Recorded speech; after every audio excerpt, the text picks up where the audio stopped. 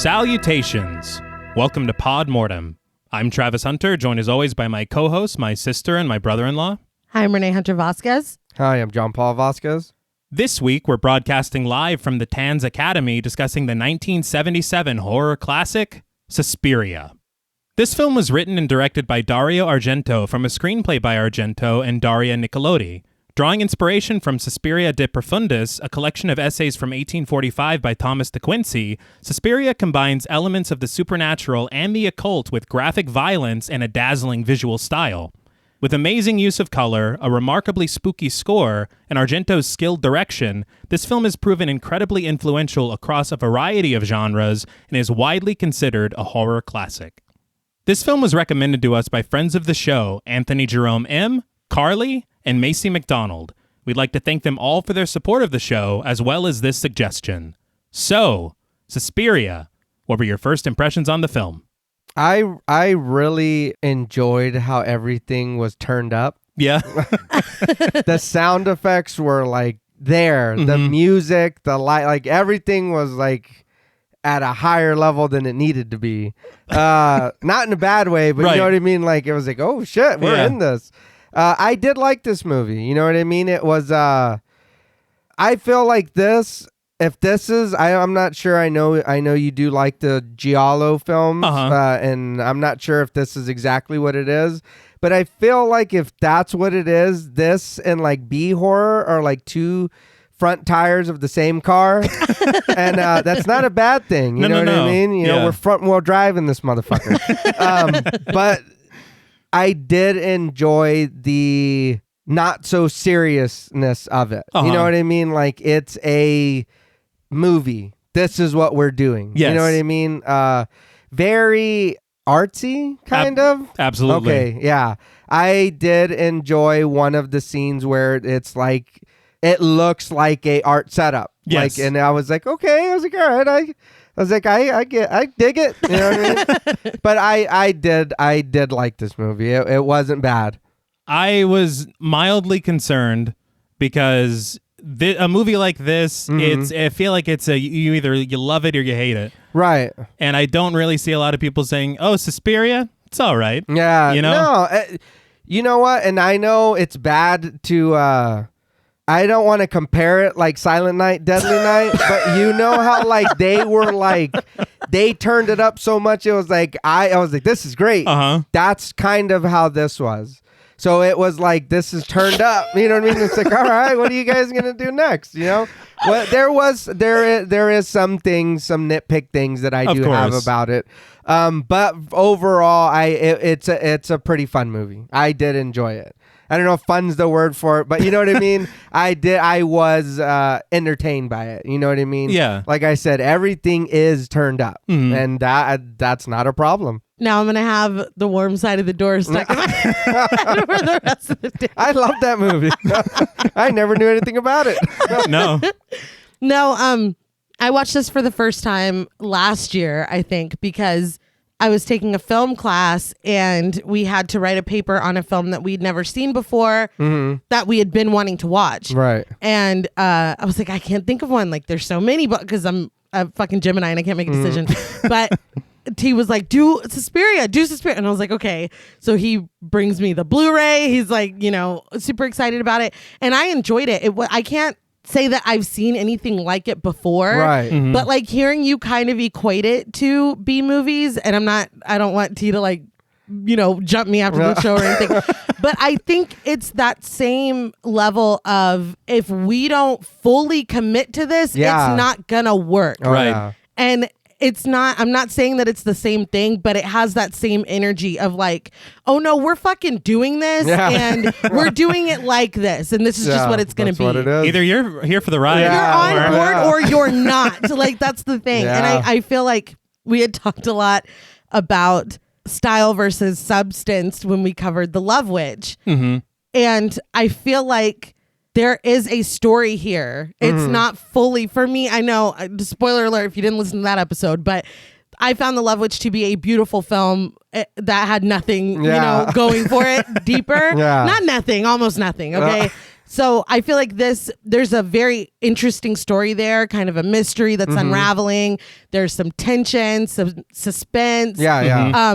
And also colorful and artsy and fucking crazy looking. Yeah. So it was very cool to be like, it's like, get you a film that does both. You know what I mean? Like, I appreciated that it's not just, oh, let's sit through a couple scenes of bullshit because it's going to get real colorful soon. You know, I was never like, all right, get to the point, basically.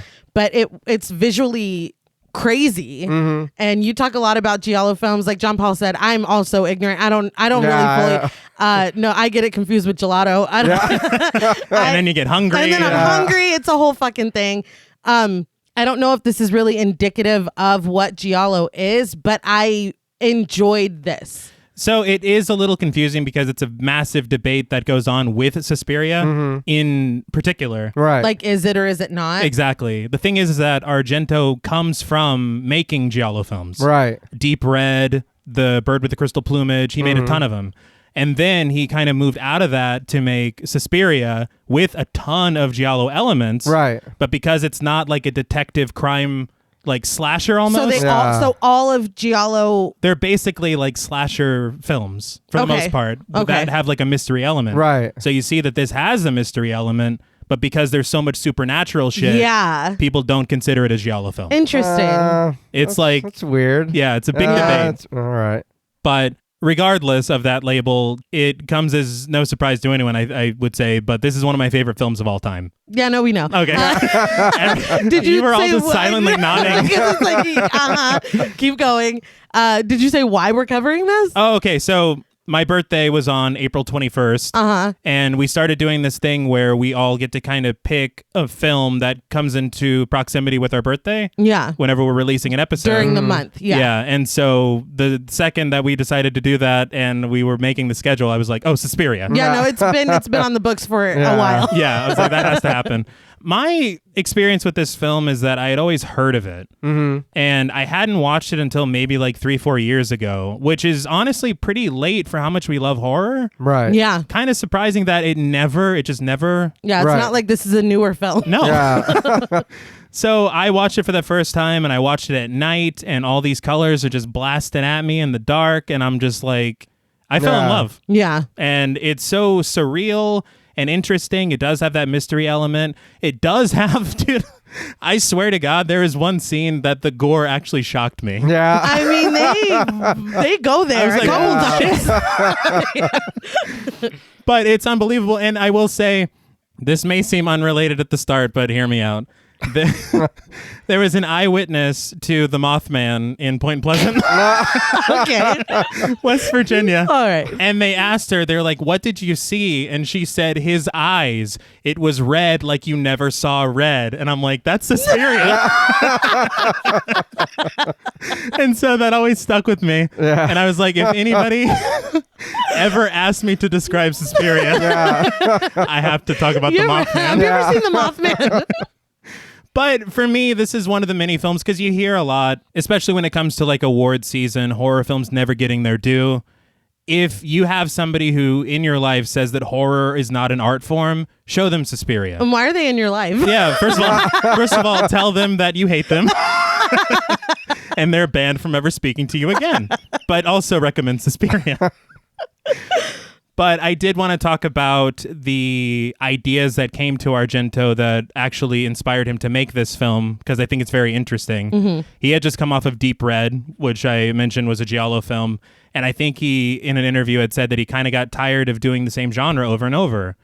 And so he had met Daria Nicolodi while they made Deep Red, because she's an actress in the film. And she's actually Asia Argento's mother. Oh, okay, cool. So they have a child together. They were together for a while and then split. Yeah. But I don't know the particulars of that. It doesn't really matter. Like, I wasn't there. I was not there. But the Suspiria de Profundis, the collection of essays I talked about in the intro, there's an essay in there where they discuss this idea of the three mothers. And they say that if fates come in threes and wishes come in threes, then sorrows have to come in threes as well. No shit. And so they came up with the three mothers. And from that, as well as a story that Daria Nicolodi told him about her grandmother going to some school in Germany. I read that, yeah. That was apparently full of witches or something. I was like, can I hear that story? Yeah, I know. I was like, tell me more about She that. said they were full of bitches. Oh. I was like, oh, no. It's like it was like Yeah. it was like Mean Girls. Yeah. But the Three Mothers, he actually turned it into a trilogy of films. Oh, wow. And so you have Mother Suspiriorum, which is the mother of sighs, which obviously Suspiria. Right. Yeah. Then you have Mother Tenebrarum, who is darkness. Oh. And she is in the film Inferno, which came after this one in 1980. All right. And interestingly, he has a film called Tenebrae, and it came out in 82. It has nothing to do with Mother. Cool. It just makes the whole thing It's not confusing. confusing at all. Inferno is actually great. It's a sequel to Suspiria in a way. All right. And then in 2007, he did the last one, which was... Damn, that's a big Yeah. gap. It's The Mother of Tears, and it's a film called Mother of Tears. Cool. And that one is also a movie. Cool. All right. So it's not. Oh, it's not. Now, before we burn this film to the ground, we would like to issue a warning for spoilers. Pod Mortem is a very in-depth podcast, and in thoroughly discussing horror films, we have no choice but to spoil a thing or two. If you don't wish to be spoiled, please go watch the film, then come back and enjoy the show. If you've already seen the film or don't care about spoilers, let's dance. So the film begins with the sound of rolling drums and cacophonous strings as the opening credits appear, and we get the title, Suspiria. As the credits continue, the music transitions into the main theme, sounding like a spooky lullaby with whispered voices. So the music for this film was done by the band Goblin, and we actually talked about Goblin on episode 97 with Dawn of the Dead, Right. because they scored the European version of Dawn of the Dead. Oh. But this was kind of near the beginning of their very long relationship with Argento, because they did Deep Red with him before this, and then they did, I think, up until like 2001, they did a ton of his films. Damn. But they worked together a lot, and I think that this theme is like so excellent and memorable. It's like weirdly whimsical, but Yeah. still like something's not right. Like it's weirdly tense. I don't know. There's like a music box Right. Yeah. quality to it, so it's almost like a lot of people compare it to like a fairy tale, Right. Right. Yeah. but then it's also scary as hell. But not a good one. Yeah. Yeah. Yeah, no, like Dark fairy the tale. original like German ones that Yeah. where all the kids die. But I did see also from this film historian Derek Botello, he said that on the original run of Suspiria in the United States, John Carpenter saw it on the original run, and that he said that part of the inspiration for the music for Halloween was the minimalist score in this. No way. right. You know, now that you said that, it's like, okay, yeah, I Yeah. can kind of see it. He said you put that with Tubular Bells from The Exorcist, you get Halloween. Very cool. Oh, nice. I was like, very cool. But in a voiceover provided by William Keel, we learn that Suzy Banyan, a ballet student, has decided to travel to Europe to attend a prestigious ballet academy in Freiburg, Germany. They note that she left New York at 9 a.m. one morning, then arrived in Germany at 10:40 p.m. local time. I was like, I don't know that we All need right. Cool. Am I the airline? Do Very I need to know? But as the music reaches a crescendo, we are taken to that German airport, panning past a flight information board to find a crowd of new arrivals walking through the lobby toward the exit. Among them is Suzy Banyan, played by Jessica Harper. The theme returns sporadically as Suzy heads outside into the stormy German night. Now, there is a woman walking next to her, and forever they had always said that this was Daria Nicolodi, the co-writer of the film. Right. But then I heard on commentary that the people on commentary talked to Asia Argento, and she said, that is not my mother. Well, so what does she know? I'm going to trust IMDb.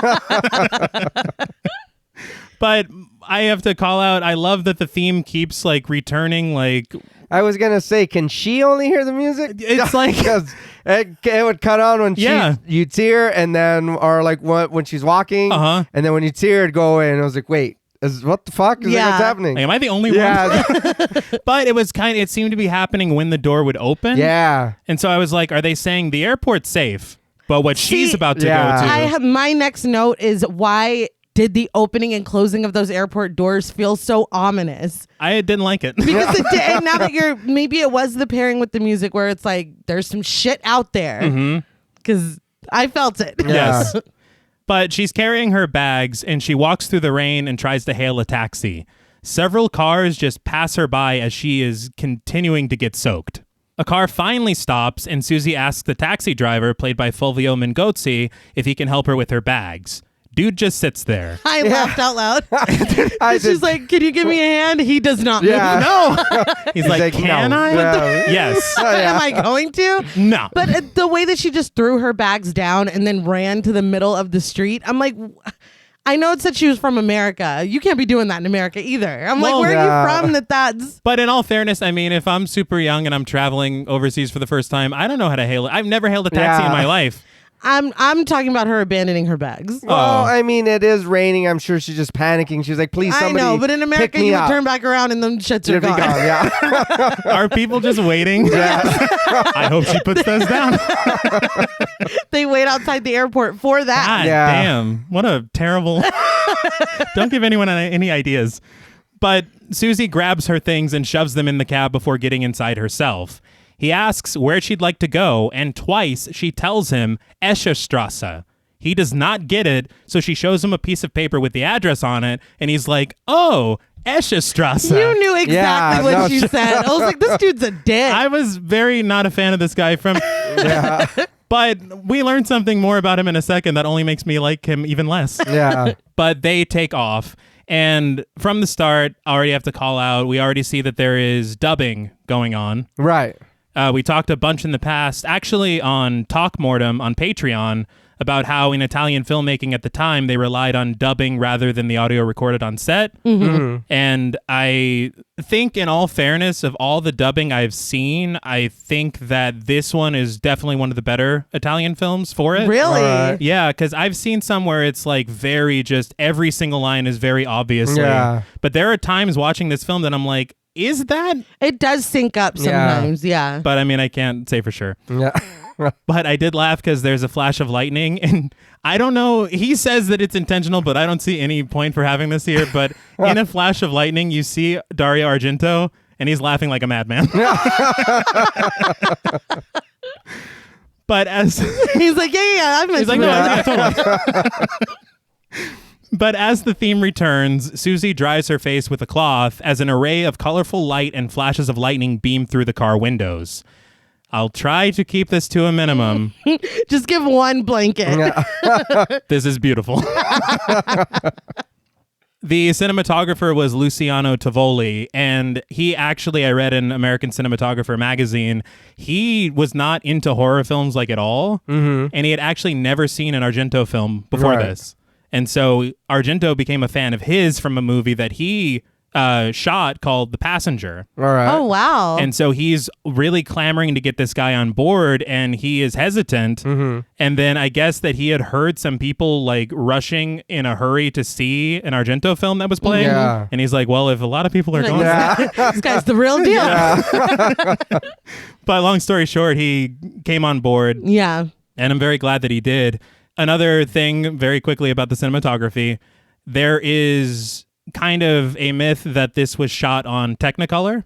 It's another thing we talked about on The Love Witch, which is episode 101 if you want to go back and but it was actually shot on Kodak film stock, just regular film. But then when they printed it on 3-strip Technicolor, and that allowed them to control the dyes of the colors. Oh, wow. All right. And so that's how you end up with these brilliant, like the red like you never saw red. Mothman red, if you will. Exactly, yeah. But as the downpour continues, Suzy asks the driver how long it's been raining, and he tells her about half an hour. So this is where I got really pissed off, because I was like, oh, I thought you just only spoke German. Yeah. No, he's just mean. He just sucks. But after shots of rushing water pouring into a storm drain, the taxi makes its way down a road surrounded by trees. There's a minor bit of foreshadowing, because in a lightning strike, you see what appears to be someone holding a straight razor against one of the trees. Yeah. And I'm like, huh. Yeah. We'll talk. I'm sure that doesn't mean anything. No. He's just shaving. Like, don't. Right. But they finally arrive at the Tanz Academy, a building with a vibrant red exterior and trimmed in gold. So according to movielocations.com, this is a recreation of a real building in Freiburg called the Whale House.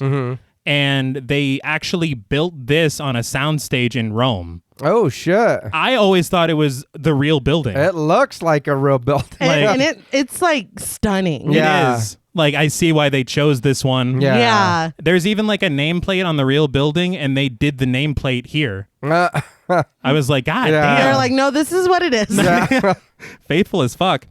There's actually, I think, a really great mix of sets and on-location exteriors. Right. So much so that there are times you're like, this is clearly a set. Right.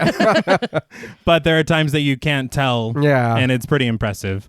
But the taxi parks out front, and Suzy gets out, retrieving her bags and asking the driver to wait a moment. The front door of the building opens, and Pat Hingle, played by Eva Axon, stands in the doorway. She speaks feverishly and in clear distress, but we can't make out what she's saying thanks to the crackling of the thunder. Suzy approaches the door, holding her bags, but Pat closes the door and rushes off past her into the stormy night. Suzy uses the intercom, but a voice on the other end refuses to let her inside, telling her to go away. This has been a great trip so far. The fucking taxi I'm driver. fucking going this back lady home. just ran into the rain. Yes. Fuck. Go away. Fuck this. I'm not meant to be here. Yeah. She even pleads with them, but then they just stop answering. Oh my God You hear damn, how man. fucking hard it's raining out Yeah. here? But Suzy gives up, and the taxi driver just impatiently honks at her. So she grabs her bags and heads back to the cab. I'm like, man, I hope your fucking ballet is better than your customer Yeah. service. Yeah, 'cause no shit. This is bullshit.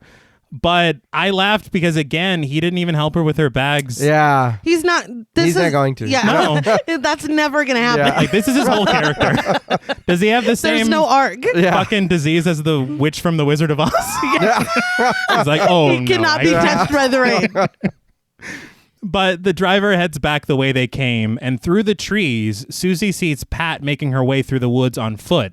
We then see Pat splashing through a large puddle before heading inside of an apartment building. Maybe this is just me because I'm just a naturally nosy person. Mm-hmm. But if I'm meant to go to the school, like I've come here to go to that school, and this girl just left in the middle of the night, running into the woods in the middle of a storm rather than staying there. Mm-hmm. I think I would try to stop her and be like, what happened? Are you okay? I would just assume she didn't have the it factor, Oh, okay. and I'm taking her spot. She didn't get the vote, huh? No, she did not. gotta I go would home. need to know yeah. what the fuck is going on. And they just drive past her, and Susie's just like, huh. Like, Yeah. That sucks. You don't see that every day. But Pat stumbles through the lobby, looking up at the skylight before heading onto the elevator. We then see Sonia, Pat's friend played by Susanna Havacoli, who throws her a towel after she steps out of the shower in her apartment. Sonia says that she can stay here as long as she wants. Pat dries her hair, thanking her, but says that she'll be leaving in the morning and going away forever. Sonia makes light of the whole thing, saying that being kicked out of school isn't that big of a deal, but Pat says it isn't about that. She says Sonia wouldn't understand because it all seems so absurd, so fantastic. She just needs to get away from here as soon as she can. She excuses herself to the bathroom and closes the door behind her. So this is some of the bad dubbing. Yes.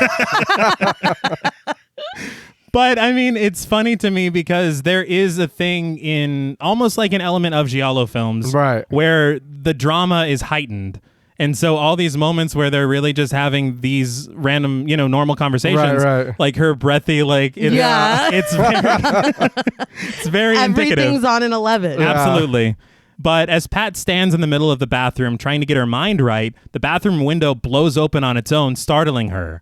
Sonia busts in, asking why she doesn't just close the window. She's like, what the fuck's wrong with What you? kind of shit is that, dude? It just opened.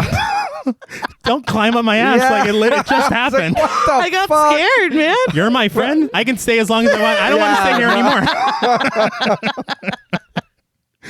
But Sonia closes it, telling her it was just the wind. And she's like, wow, you really are going through it. And she asks Pat to tell her everything.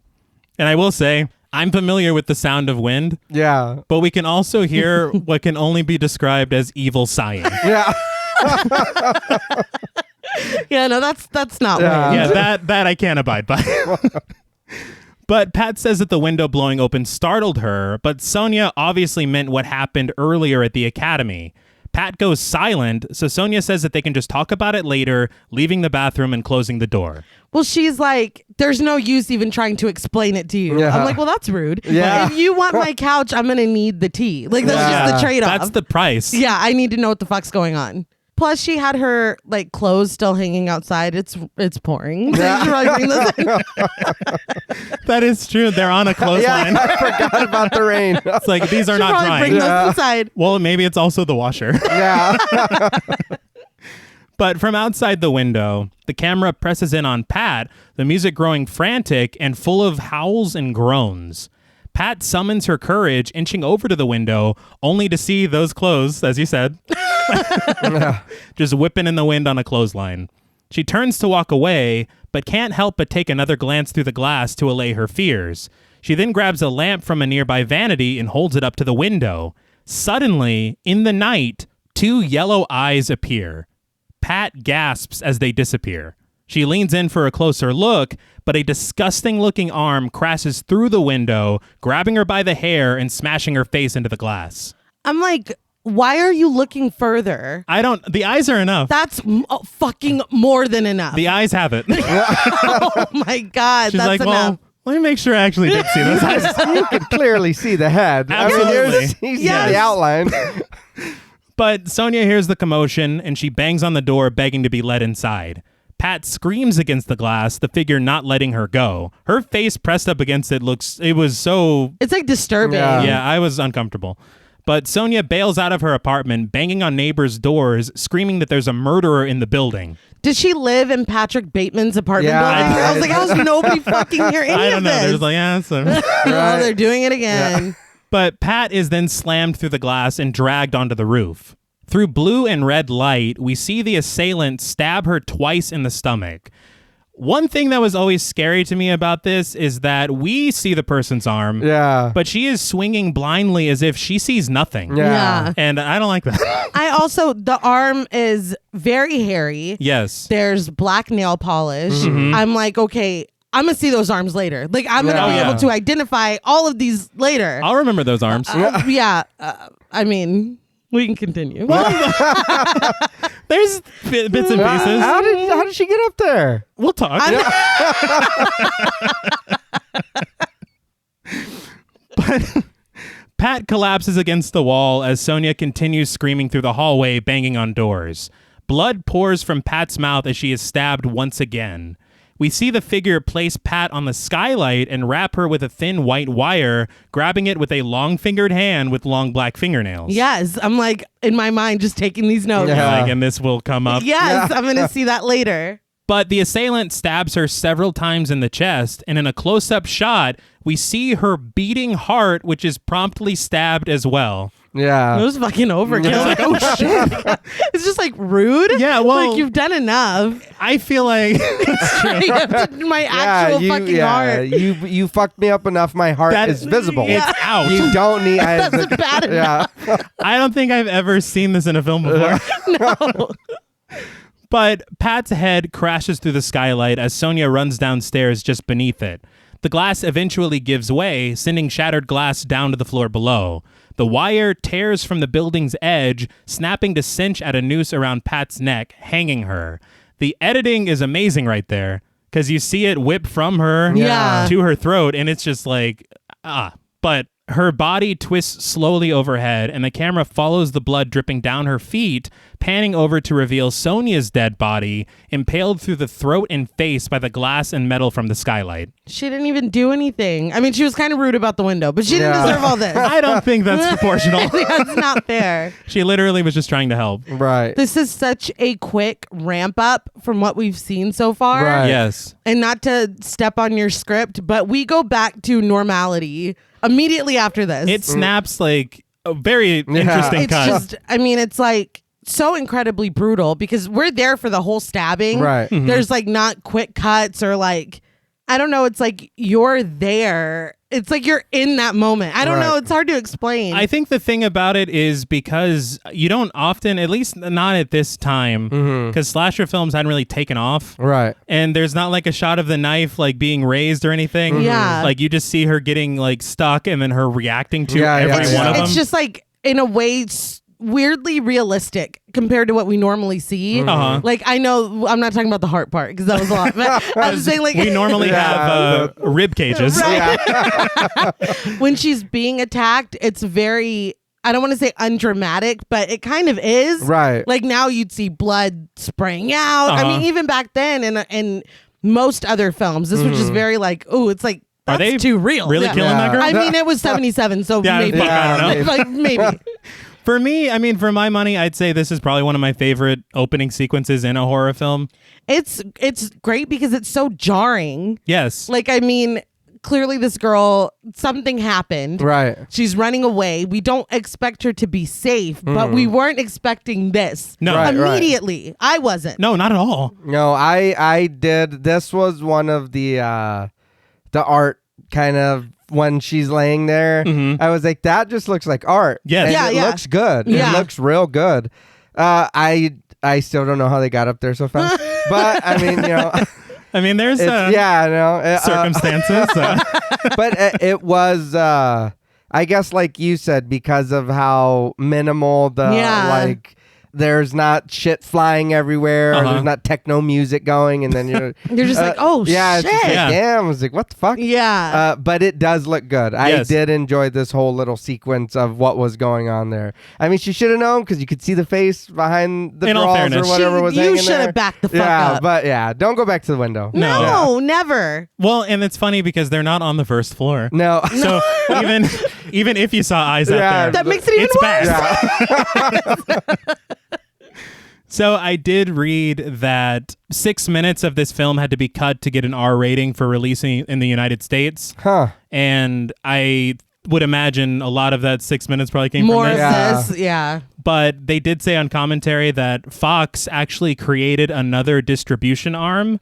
It was called International Classics, and they created it to release this film in the States because they were embarrassed by it. What? Yeah. And damn, very fucked up. That's rude. But the ridiculous thing is that it made so much money in the States that when Inferno came out, Fox is like, Fox presents. Well, of course, that's all that matters. It's fucking bullshit. But in a very quick cut, the next morning, we see Daniel, a blind pianist played by Flavio Bucci, arriving at the academy with his guide dog. He ties the dog's collar to a railing outside the building and makes his way to the door. Suzy then walks into frame, the sun shining bright, and the school looking much less ominous in the light of day. Yeah. But as Daniel closes the door behind him, she approaches it, opening it up instead of fooling around with the intercom again, because that was dog shit. Yeah, fuck that. But inside the school, Miss Tanner, played by Alita Valli, enters the lobby. I don't know if you guys have seen Eyes Without a Face. Great film. Yeah. You should watch it. She plays, I think, Luis is her character, but she's great in that as well. All right. But is she as scary in that as she is in this? I don't think that's possible. I'm afraid of her.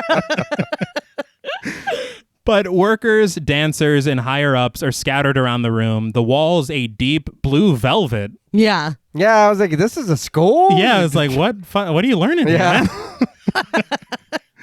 But we also see red light peeking from behind the door that Miss Tanner entered from. So there's a really nice contrast. Right. You got very interesting primary colors going on. Again, I said I wouldn't go on, so I'll just keep going.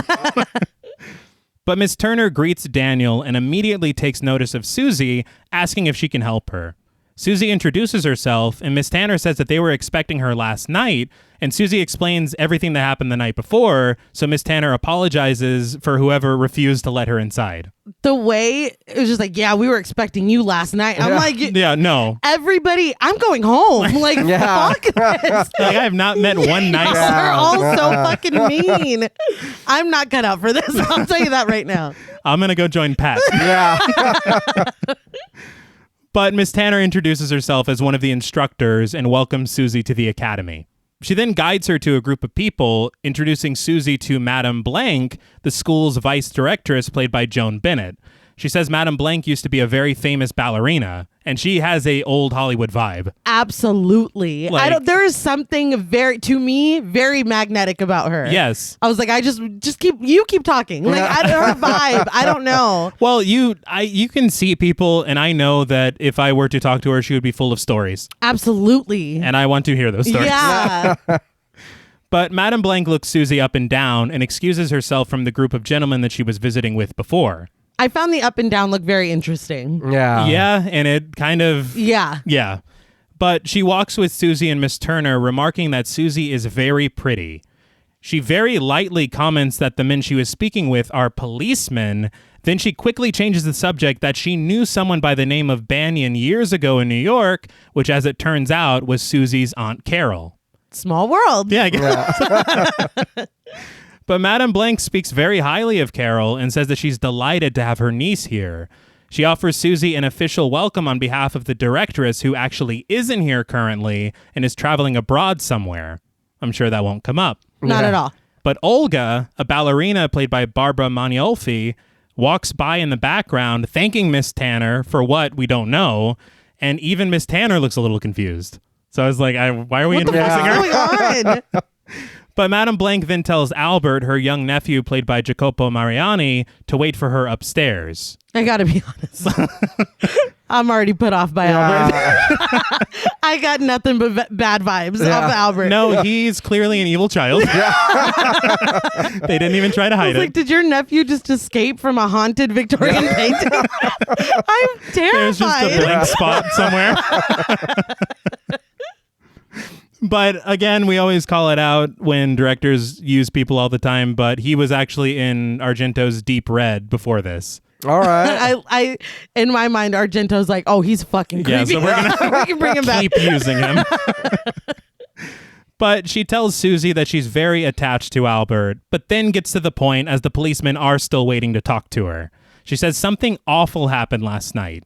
Pat Hingle, one of their students who was expelled for improper conduct, was murdered. Madame Blanc then puts the blame on Pat, saying that she always warns her students not to get involved in questionable friendships. What? Yeah. You're going to need to elaborate. If I get murdered, don't blame. Yeah. I told that bitch. Yeah. It's like, I said you're going to get murdered. It's like, you're full of shit. Yeah. That's garbage. But how this affects Suzy is that her room actually isn't free yet. Thankfully, though, they found her a place to stay with one of their third-year students who lives nearby. She'll have to pay $50 a week, but they can deduct it from her academy fee. I was going to flip out until she's like, you can deduct it from, because I was like, are you fucking kidding me? It's like, yeah, we found a place for you to stay, and you will be paying. Yeah. I also looked up, though, that $50.77 was $230 something. God damn. A week. Damn. Well, I'm like, God Freiburg, damn, Yeah. I know how much you paying at the school. I don't want to know. If they're like, oh, we can Deduct it that's from chump change. Yeah. We don't need that. Oh, It's no. like, what? Well, also, I feel like there are some connections here for Suzy if her aunt's like, knows these Yeah. people. Yeah. So I'm like, well, maybe this isn't that bad. Yeah. It would be. I couldn't. I'd leave the school. Absolutely. Yeah. No, I'm already on the plane back to America. I'm swimming back to America because I can't fucking afford a ticket. But Madame Blanc then passes her back to Miss Turner, telling Suzy not to be sensitive to her surly and stern manner. She's like that with everyone. But then she excuses herself back to the policeman. So I personally, with everything that just happened, if I'm Suzy, I'm not really feeling very many worries right now, even with Pat's murder. Right. Because I'm like, Miss Turner and Madame Blanc seem to have shit on lock. Yeah. Well, and they make it sound like they lead with she was just expelled for improper conduct. Yeah. Right. I told her not to be hanging out. It sounds like she went and got herself into some trouble. Yeah, it's like Pat's fucking up, but So it's like, why would I worry? That has nothing to do with me. I just got here. I haven't made any shady friendships yet. Yeah. So, I don't know. you'd be worried. Nobody here, like you said, has been nice. Why do you really? If everybody's been a dick to me, I don't know if I want to believe you yet. Well, my feelings would still be hurt. Right. From the night before. Feelings are crushed. I would say the vibes are all the way off. Right. The only one that I would feel any kind of good about is Madame Blanc. Okay. She knows my aunt. She's very welcoming. She said I was pretty. Yeah. All right. And then she's like, yeah, this happened, but deduct it from, like, she seems very nice, very, like, overly accommodating. Everybody else, you know. So when you think about it, the room's basically free. Yeah. Because you're already paying. Yeah, exactly. I'm going to love it here. So it's like, I feel like I would definitely be uneasy because there's got to be some kind of bad something that the day that you come, somebody was murdered. Yeah. I don't know. That just seems like a bad omen. There's something dark about that.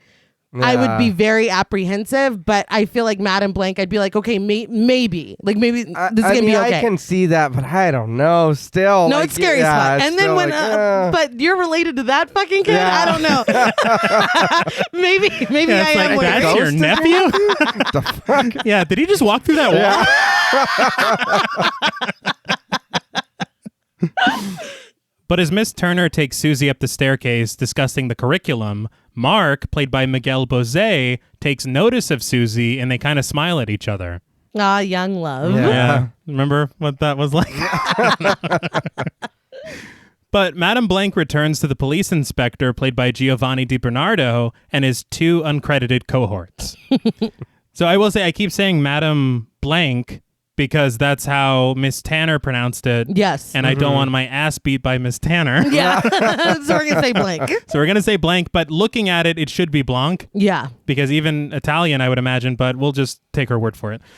But the inspector confirms with Madame Blank that Pat left school at 11 p.m. last night.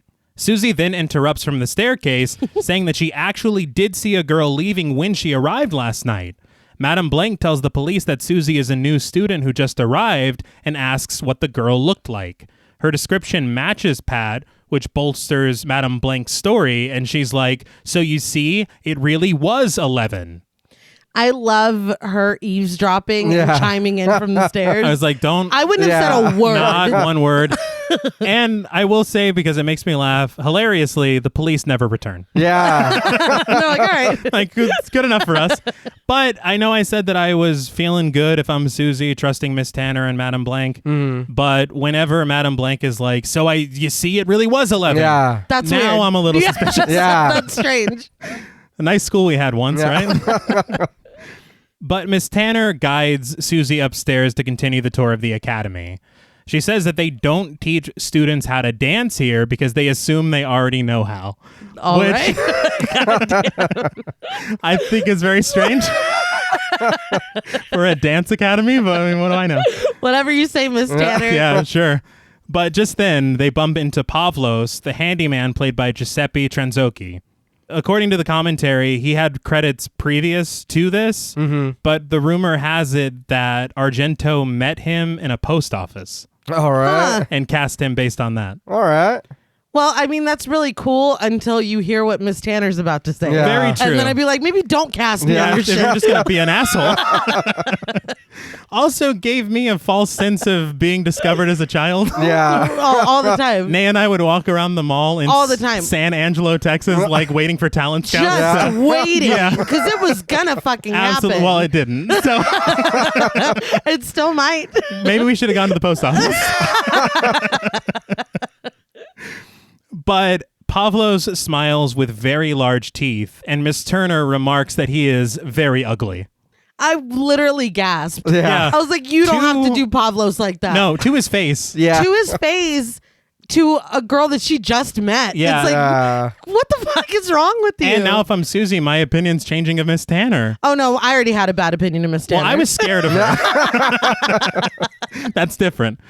But she tells Suzy not to be afraid to say that he's ugly because he only speaks Romanian and wouldn't understand anyway. Classy as fuck. That's the worst thing. I'm like, you are fucking trash. It's like, no, talk shit. Do it. To his face. I just can't. It's like, fuck you. See? He doesn't even know. He doesn't know what you're saying.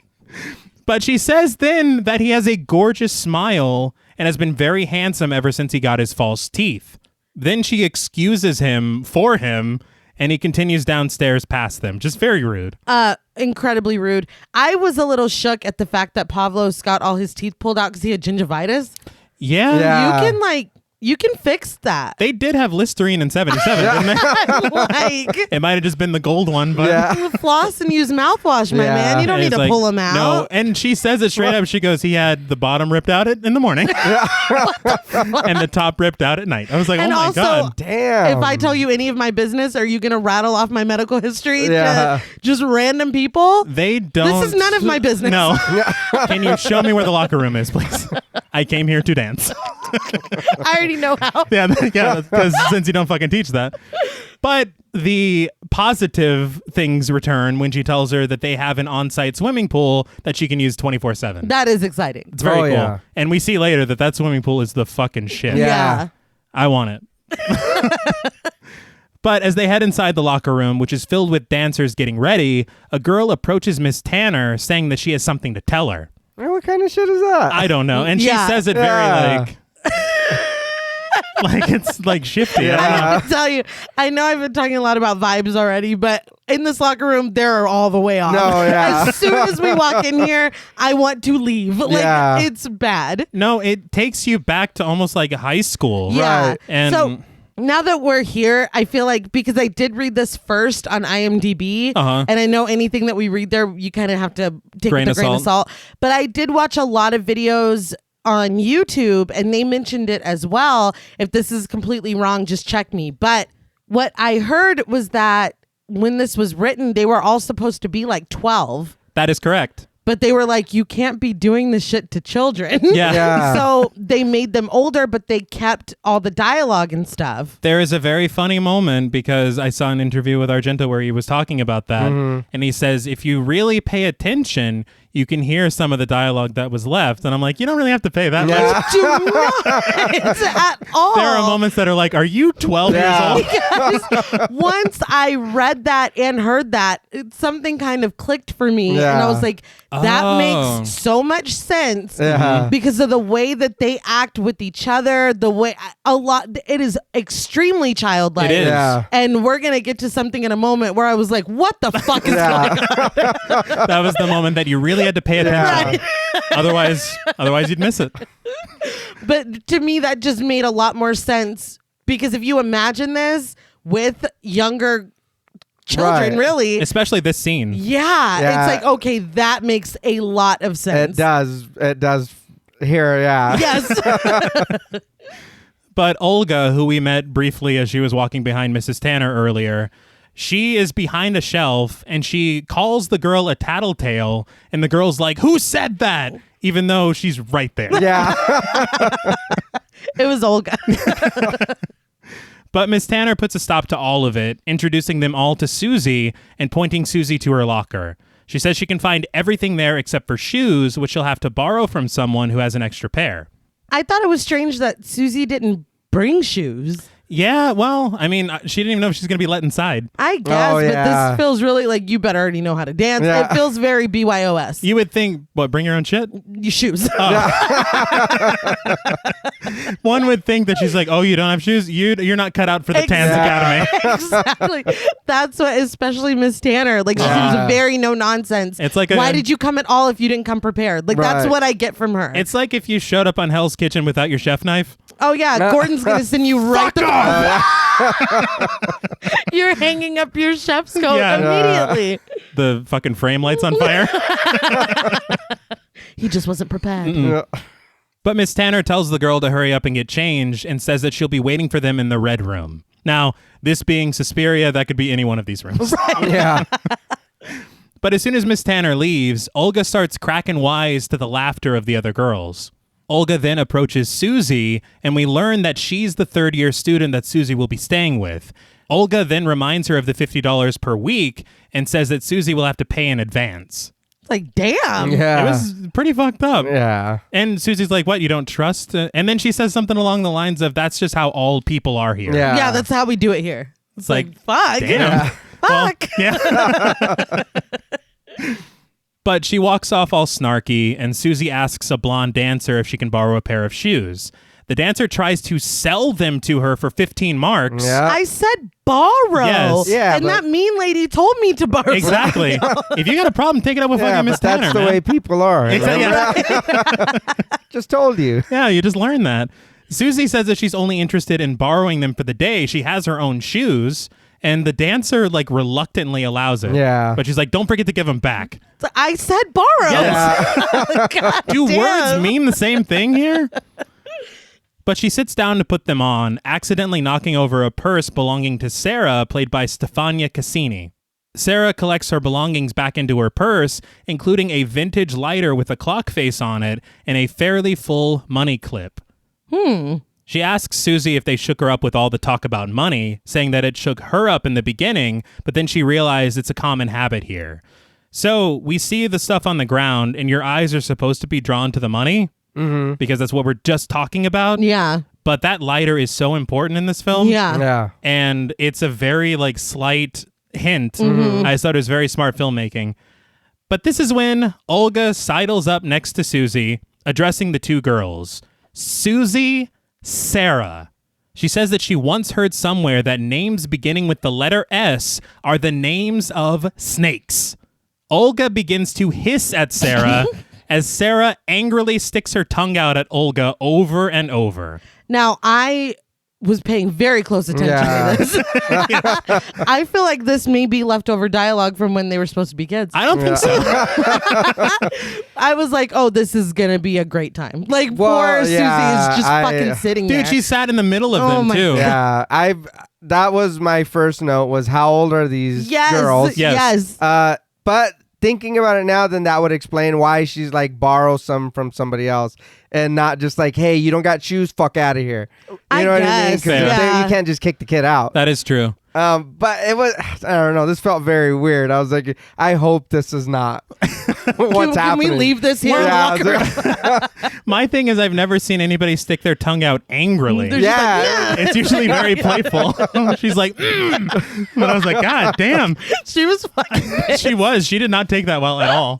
And honestly, I mean, the names of snakes is not that bad. Yeah, it was just Apparently weird. it is. Yeah. Maybe in fucking Freiburg this means. Them's fighting words. But we then cut to Olga's apartment where she is painting her fingernails a Dario Argento's deep red. The polish looks a little rough. Well, I don't know anything about that. But she says that after she finishes her coursework, she has an offer from the State School of Ballet in Geneva. When asked what she'll do after the academy, Suzy says that she'll probably just return to the States.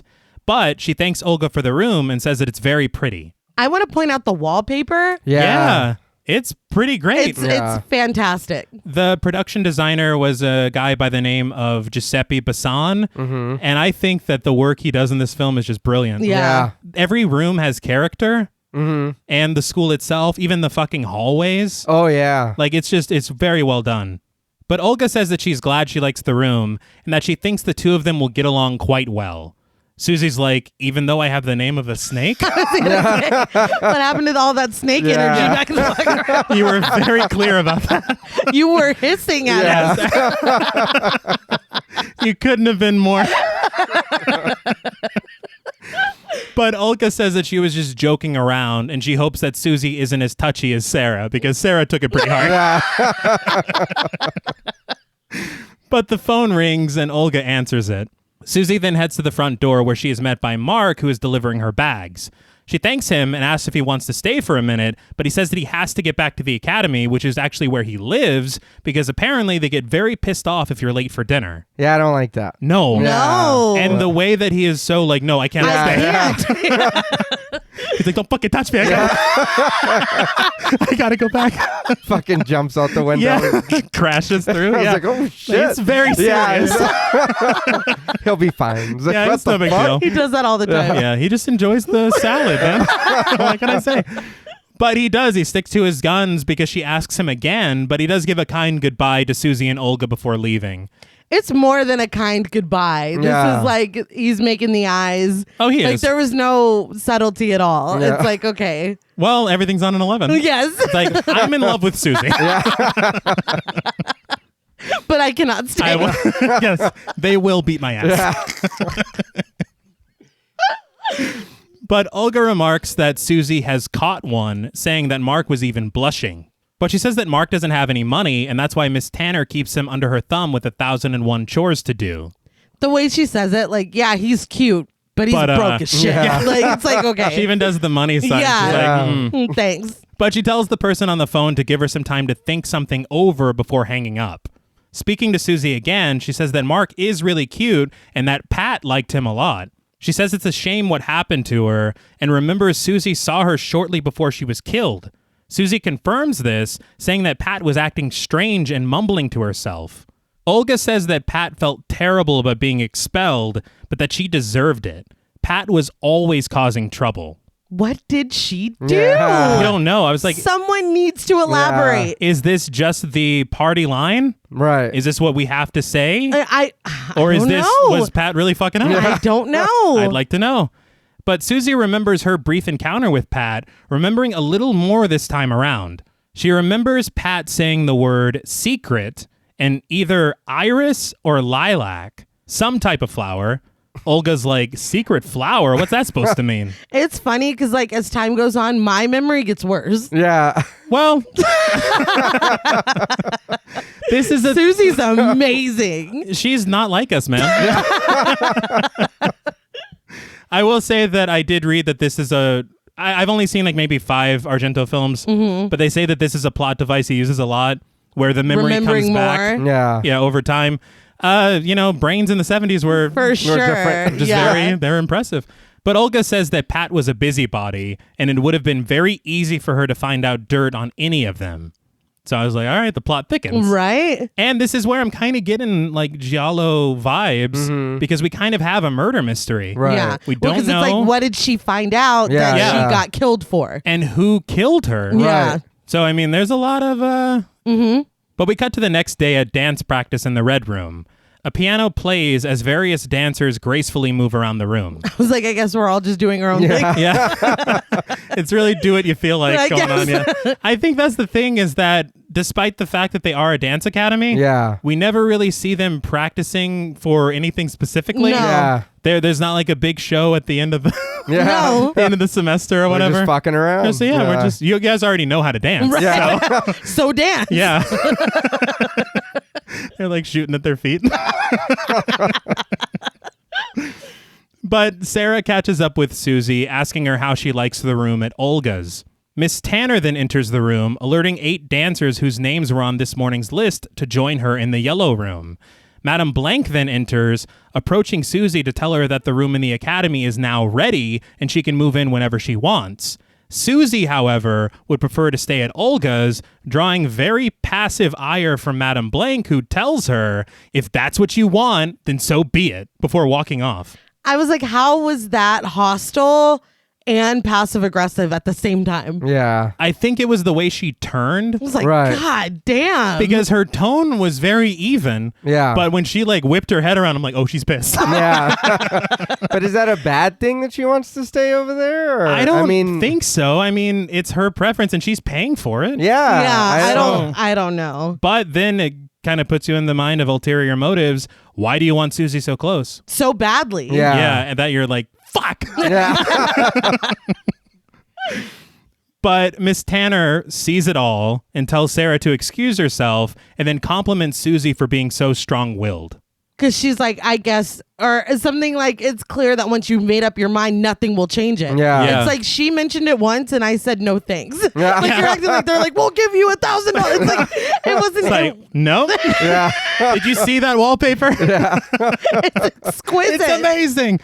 And I think the thing is that it was very calmly handled too. Yeah, Right. the way that it was brought back up again, I don't know. I would feel very put off. Yeah. Like that would bother me. Right. And then you're kind of fucking pitting me against the vice directress. Yeah. Yeah. Don't, like, Yeah. Miss Tanner, I'm already scared of you. Don't Like, don't fucking...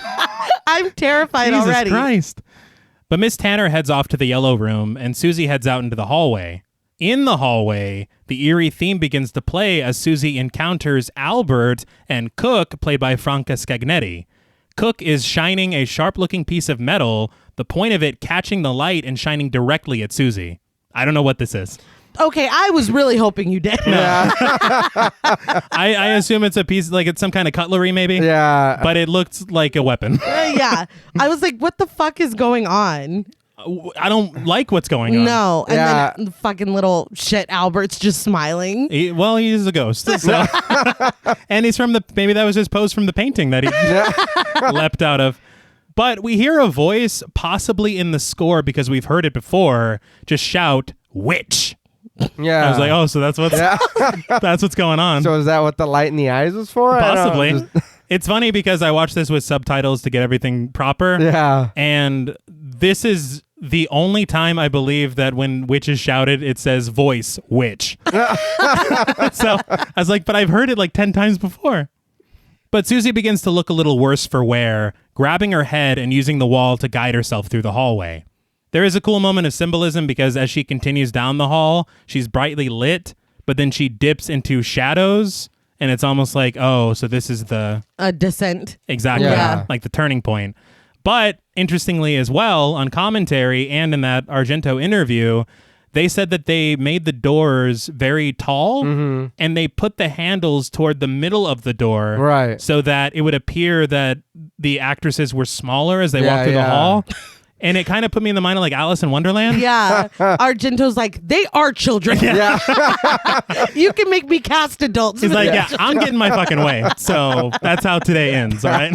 That's funny. But Suzy finally makes it to the yellow room where Miss Tanner, Daniel, and the other dancers are waiting. Sarah checks in on Suzy, who says that she feels weak and that if it gets any worse, she'll just stop dancing. She's like, I'll just rest for a minute. Yeah. Does Miss Tanner look like she's big on rest? Not so much. What makes you think that that's an option here? Well, what we learn is that she's not big on any kind of kindness. Yeah. Because she instructs Daniel to begin playing, and she counts time as the other dancers begin their steps. She approaches Suzy, who politely asks for a moment as she isn't feeling well. Miss Tanner reminds her that this is their first time working together, so she wants to see what Suzy can do. She's like, what you got? I pick up them sticks. Yeah. You hear that, piano girl? But she tells Daniel to continue playing, and Suzy gives it her best shot, but she is really struggling. Miss Tanner provides no leniency, counting louder and singling Suzy out. It's like, I just told you I'm sick. Yeah, she really is. She's like, pick up them feet. She literally tells her, she's like, get those legs up higher. Yeah. I was like, God damn. But Suzy continues the steps until she can't take it anymore and collapses. Mark looks concerned and Miss Tanner looks disappointed. Yeah. It's like, hey, I don't think she feels well. Yeah, I know. Something might be wrong She with might have Suzy. mentioned that, I think. But the camera presses in on Suzy's face and we see that she is bleeding from her nose and mouth. Yeah. So I don't know if Miss Tanner has feelings or whatever. Yeah. No. I'd feel like shit. I'd be like, I really pushed her when I probably... Yeah. I should have let her rest. Yeah. Now you got a lawsuit on your hands. But later, Madame Blanc enters the room where Suzy is resting in bed, scattering a crowd of girls who are gathered outside. A teacher, played by Margarita Horowitz, is holding her by the shoulders as Miss Tanner forces a glass pitcher of water down her throat, telling her to drink to replenish what she lost from hemorrhaging. I got to tell you, first of all, water does not turn into blood. No, And secondly, there's science. Leaves a lot to be desired. Drink more water for blood. I was like, what?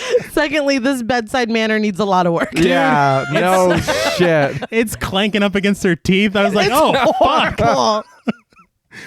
But Professor Verdegast, played by Renato Scarpa, stands in the doorframe of the restroom, confirming that the blood and water is true. It's like, oh, she's right. I do want to point out the use of green light in this scene and Verdegast because Verde is green in Italian. So I thought that was kind of neat. Yeah. Also, Verdegast is a reference to a character played by Bela Lugosi. Oh. So I thought that was cool too. But he assures Madame Blanc that it's nothing and says that it's the fault of the exercises. Since Suzy is so out of practice, it caused tiny tears in internal ligaments, hence the hemorrhaging. That doesn't seem right to me, but I don't know enough about dance. I was like, first of all, rude. He's like, this bitch is out of practice, okay? So is the assertion here that she was so out of practice that her ligaments tore and bled and the blood came out of her mouth? She went too hard. Yeah. She got her legs up too high. See, you thought football coaches were bad. Yeah. It's fucking, Take a salt tablet. Yeah. Fucking Miss Tanner's like, move it. You can arrest when you're dead. God damn. He's like, I don't know why you're tackling me. He's like, This is ballet. I just came here to dance. But Madame Blanc says that Suzy is starting to get her color back, and Verdegast injects her with something, saying that she'll be back on her feet in 2 days, good as new. I do want to point out, He is called Professor Verdigast, Not doctor. not Dr. Yeah. Verdigast. So I'm very concerned. I noticed that too. Like, what's happening? Yeah, no. As soon as he was like talking medical, I didn't even notice the professor. I was just like, okay, they got a crazy doctor here. Yeah. And something's, you know what I mean? And Something feels wrong. He may be a doctor, but I still don't trust him. Yeah. I still need to look up this whole blood and water thing. Like, Yeah. I know fluids are good for you, but I don't know how this translates directly to, and I quote, more blood. But oddly, Suzy notices that her bags are in the room. Madame Blanc says that Olga brought them over as soon as she heard and even returned the $50 that Suzy paid her. Suzy is confused by this, but Verdigast then gives his orders. Bland food for a week with a glass of red wine to strengthen her blood, and be sure to call him if she starts hemorrhaging again, which is possible. Cool. All right. Yeah. Red wine is red, and so is blood. So you can just sub that right out. Yeah. Your body's like, same oh, shit." cool. Hell yeah. The red blood cells are just kicking back. Oh, no. She drank wine. Didn't you see? Man, when she was like, we brought your stuff, she was Ralph. She was like, I'm in danger. I was like, oh. Because it was like, you didn't Yeah. want to move here? Guess what? You live Yeah, here we now. brought you here. And It's in like, oh, fuck. my mind, because clearly there's some devious shit going Yeah. on, I'm like, what happened to Olga? Yeah. That too. That she's like, oh, she brought your stuff. I'm concerned. Like, there's something nefarious. And then she didn't keep any of the money or whatever. No. She was like, No. oh, yeah. Yeah, no. And if I'm not mistaken, I believe that we might not see Olga again. I can't remember, but I something dashed my theory that Olga is no longer with us. Okay. I don't know if it's a mention of her later or if we do see her, but Yeah. I'm trying to remember now Yeah, because but I felt the fact that you don't see her. I mean, like, you could have had her standing in the doorway and being like, they said you needed, to be around this professor that's pretending to be a doctor. I don't know, but it's very weird that we don't see her. Her bags are backed. And she returned your money because Olga kind of seemed like she liked money. absolutely. So That's kind of... it's all very weird and suspicious. I don't Yeah. like any of it. I think if she does pop up again, the reason I forgot is because it kind of becomes... you think it's leading in the direction of like Suzy and Olga are going to form this strange friendship. Right. Yes. And then it completely... And they don't. Yeah. Yeah. pivots and you see Sarah Yeah. Yeah. and Suzy. But I will say that I did feel the same concern because literally if you follow the fucking trend, she crossed Madame Blanc, Yeah. Yes. gets sick, Yes. and then in the end, Madame Blanc gets exactly what she wanted. Yeah, Yeah. that thing that I told you to do and you said no, we're doing that. Yeah. Yeah. And now you fucking got to drink wine every day and you can't. So it's like, Dude, and goddamn bland food? Yeah. That's the worst kind. But Professor Verdigast says that Suzy's in good hands, and then he rubs her head like a dog and breaks out. I can't. This man entirely, I don't know what the fuck to make of it. Yeah. I almost feel like he's like Dr. Toboggan. That he, Right. Mantis toboggan. But I know it's weird, but if she was 12 and he just patted her head, True. It makes would more that sense. look weird? Well, I mean, I feel probably a not. kid, like, Yeah. Yeah. ruffle her hair. I was and like, Jessica Harper's 28 here. I feel like it would make more sense for a kid to be like, well, that's what they said. Yeah. They said to Yeah, drink this. that's They true. said to eat this. And Right. I'm sorry, but in all honesty, if I'm new here and all this stuff, and what I assume to be a doctor is telling me all this stuff, Yeah. Yeah. and also if part of my fucking therapy is drinking wine, Yeah. Yeah, you got Yeah. it, boss. oh, yeah. Shit. But in the next scene, Sarah, who is now Suzy's next door neighbor, comes in to check on her. Suzy is up on her feet, heading back into her room after looking at herself in the bathroom mirror. She tells Sarah that Olga kicked her out, hypothesizing that Olga assumed she had something contagious. She says she can't stand living in a boarding school like a 10-year-old. This might be some of the old dialogue. Yeah. She's like, I'm 12, goddammit. 12 and a half. I'm almost a 13-year-old girl. But Sarah, who has lived here for a while, chooses not to take offense to that, instead telling Suzy that she's got her strength back, which is good. Suzy says that she feels as if nothing happened at all, and she credits this to Professor Verdigast. Sarah snaps back, asking, Verdigast? He came to look at you? Why did she react like Yeah. that? This, to me, I feel like there is something unspoken regarding Pat. Right. that we don't learn that we're supposed to glean from that. All right. Because we learn more about Sarah and Pat. Right. But that's the only thing that makes sense to me. That Yeah, I was like, Okay, oh, yeah. and then they never say. Yeah. because they get interrupted immediately. Yeah. Because Pavlos knocks on the door, coming inside to bring Suzy her meal on a tray. He picks up and admires Sarah's lighter before leaving, the clock one that fell out of her purse. Yeah. And Suzy says that she might want to hide it, but Sarah doesn't think Pavlos would be a thief. She's like, he's just ugly. He doesn't. Yeah, and you can tell him to his face. The way they zoomed in on the lighter, I was like, we're definitely never going to see this lighter again. Oh, no. It doesn't matter at They're all. like, twice was enough. Yeah. We don't need to see that again. But Suzy tells Sarah about the restricted diet she's on, and Sarah's like, a restricted diet with wine? She's like, hell yeah. Yeah, she's like, sign me the fuck up. But Suzy says that that's all Vertigast's idea. But then an alarm sounds, signifying 15 minutes until dinner, so Sarah rushes off to get changed. Yeah. They don't fuck around. They don't fuck around about dinner. But Suzy sits at her vanity, combing her hair, when suddenly a wind rages outside her window, rattling it. Sarah, in the other room, is fully changed, but she shivers, brushing something off her before leaving. Suzy, on the other hand, continues brushing, but something moves through her hair. She combs through it with her hand, and in a very tight shot, we see that she pulls out a wriggling maggot. I would fucking throw up. Yeah. I know I say that all the time, but I would literally throw up. No, yeah, that shit's gross. Maggots, oh my God. Like, this time I mean it. That's one of the fucking worst. Oh my God, I can't. But she recoils, shaking her hair, and eventually looking up to find that the entire ceiling is covered in maggots. Oh, somebody get Del Gribble on the phone. He'll know what Yeah. to do. He's the only one that can help us now. Absolutely. He'll smash them one by one. But we also get a shot of a girl waking up in fright as her face is covered in maggots. All the girls rush into the hall as tense music pulses. Miss Tanner comes to investigate with Cook and Mark, and she tells the girls to go downstairs as the three of them head into the attic.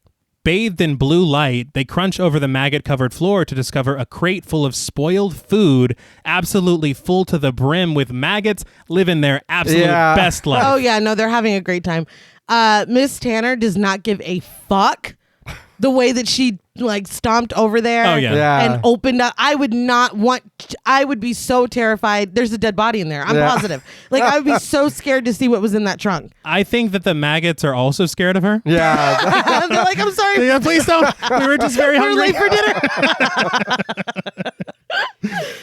But downstairs in her office, Madame Blanc apologizes to everyone for what happened, saying that they ordered that food from a business that they thought was reliable. She's like, well, this is embarrassing. I thought it was weird that the food was in the attic and not in like the kitchen or a cellar. Yeah, that's true. I feel like that's a weird place to store perishable food. Yeah, and I don't know. We learn later that the kitchen is just in their hallway. Yeah. So they're like, I got to go up to the attic to get like, that's so weird. Just put it there. And I did laugh because she apologizes and she's like, we thought that place was reliable. And a girl just screams out, one got in my mouth. I'm like, I'm sorry. You think this shit's okay? Yeah. Fucking doing stand-up. Yeah. What the fuck? Like, I'm scarred for life. But Madame Blanc looks on the bright side. It only affected the floor below the attic. All the other floors are fine. Oh, so just where we fucking sleep Yeah. with our mouths open. Yeah. It does make me laugh because she pivots from that girl. Well, look on the bright side. But she says that the boys and the workers have turned the practice hall into a makeshift dormitory for the night and sends Albert out to go check on their progress.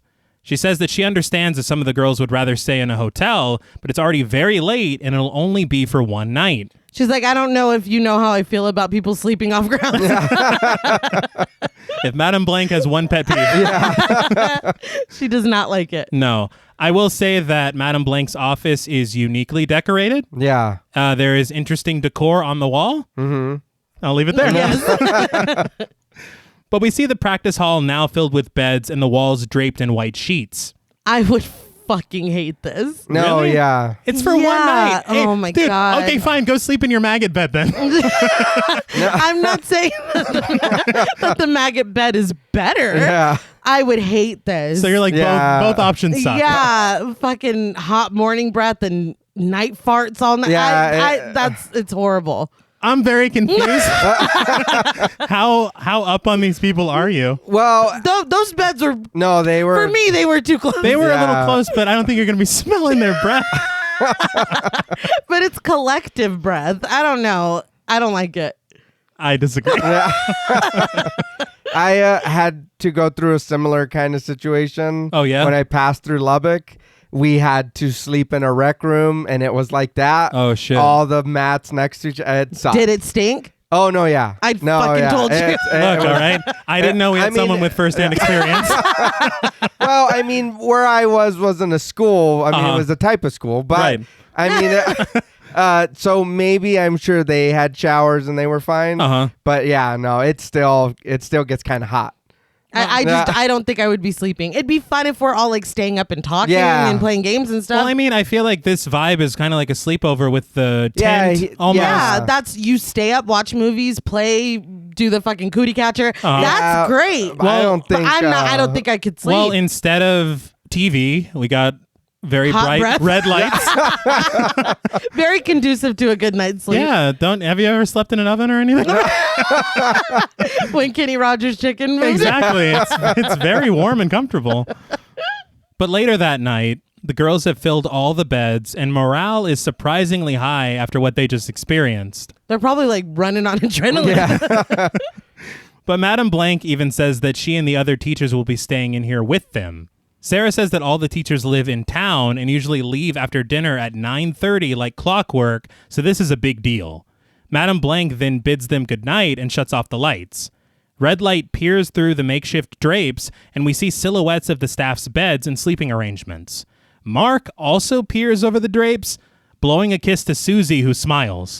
I was like, we're just going to Yeah. smile and act like that's not creepy as fuck. Yeah, he even like waves all like weird and disappears behind the drapes. Yeah. I'm like, You just blew it, dude. Yeah. No, it's it's not too happening. late. Whenever I was fucking getting checked on by Vertigas, where were you? Yeah. Yeah. You didn't check on me.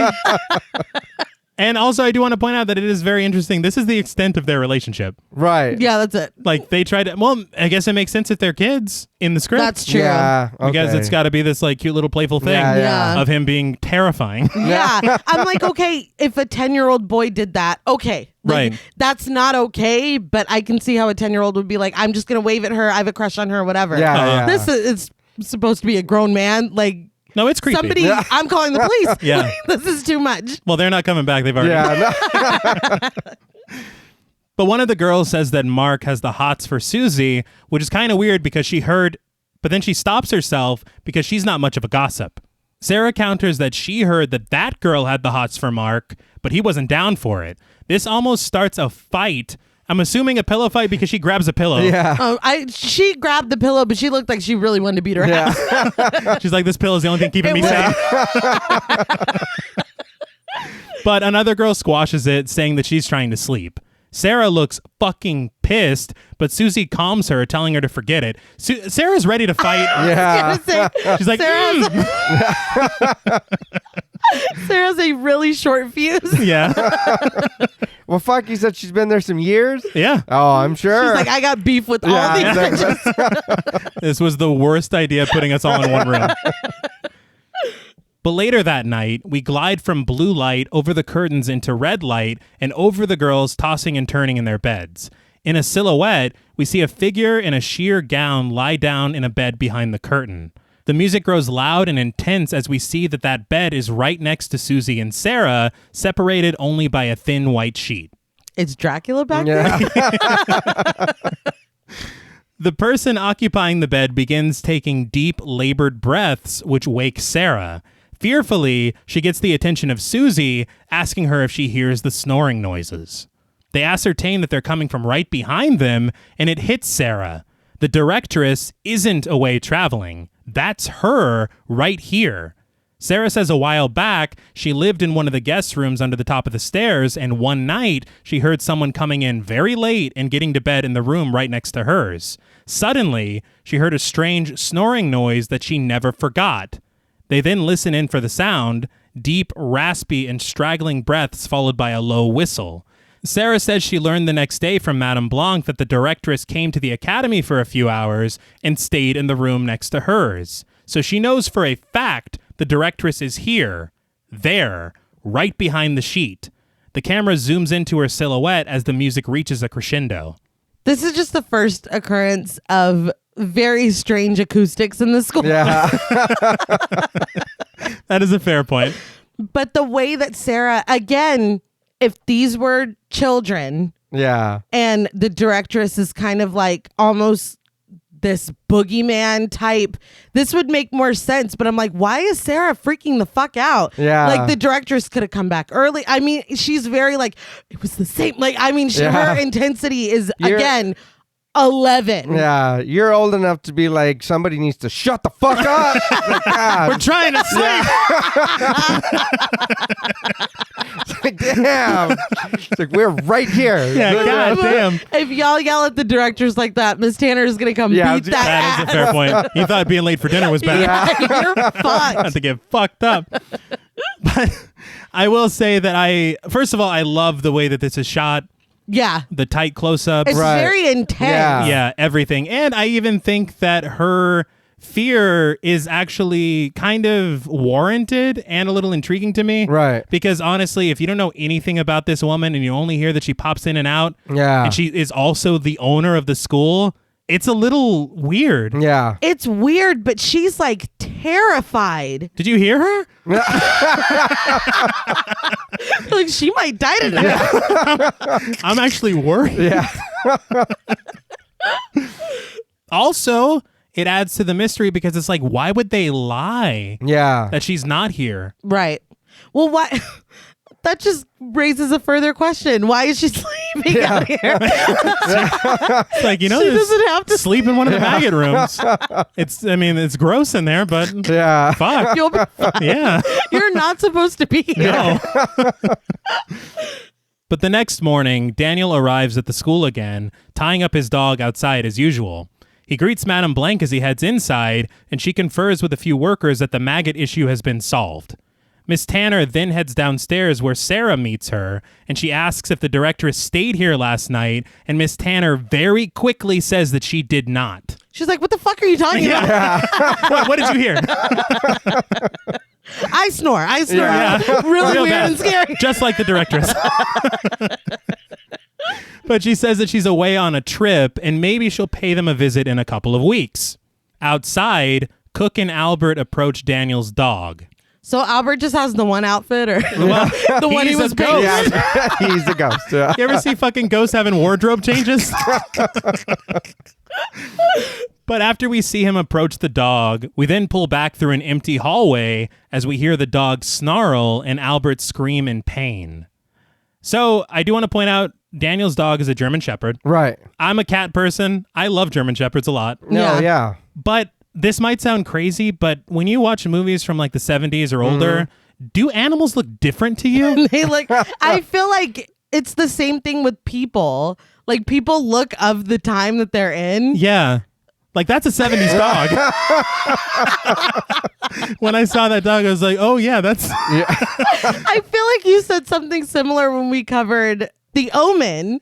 Yeah. Yeah. Those dogs, they just don't look the same. They don't make them like that anymore. No. You guys remember when they cared about putting dogs together? I don't know. Kent, please. Yeah. They're just shaking their heads. It's already turned off. Yeah. Or maybe there's a reason. Let us know. You're like, look, veterinary medicine has changed the appearance of dogs that happened in 1985 and ever since then. Who knows? Let us know. But on a mission, Miss Tanner appears down the hall, walking forcefully and busting into the yellow room. Dancers are going through the motions as Daniel plays piano, but it all screeches to a halt. Miss Tanner smacks the piano keys and Daniel stops playing. She confronts him, asking if he knows what happened. they were mid-air and she came in there screaming at them, I'd be pissed. Well, yeah. How the fuck would Daniel know what happened? He's been in here working the whole time. Yeah. Like, don't come in here all crazy like that. I understand that you're upset about the ghost child being hurt. Yes. But Daniel didn't do it. It's not like he was like, bite him, dog, bite him. Oh, shit, I gotta go play piano. I'm late. Like, come on. When the kid gets here, bite him. Yes. I'll be upstairs. He wasn't there. Plausible deniability. He wasn't there. But Daniel is oblivious, but she tells him that his dog bit Albert and took a chunk out of his arm. She says Madame Blanc had to take Albert to the hospital for stitches, and Daniel says that's impossible. He says his dog is a peaceful animal who would never hurt anyone. Albert must have done something first. He's like, except for ghost children. Yeah. He really does not fucking like ghost it's always children. kids and animals who know. Yeah. That dog knew.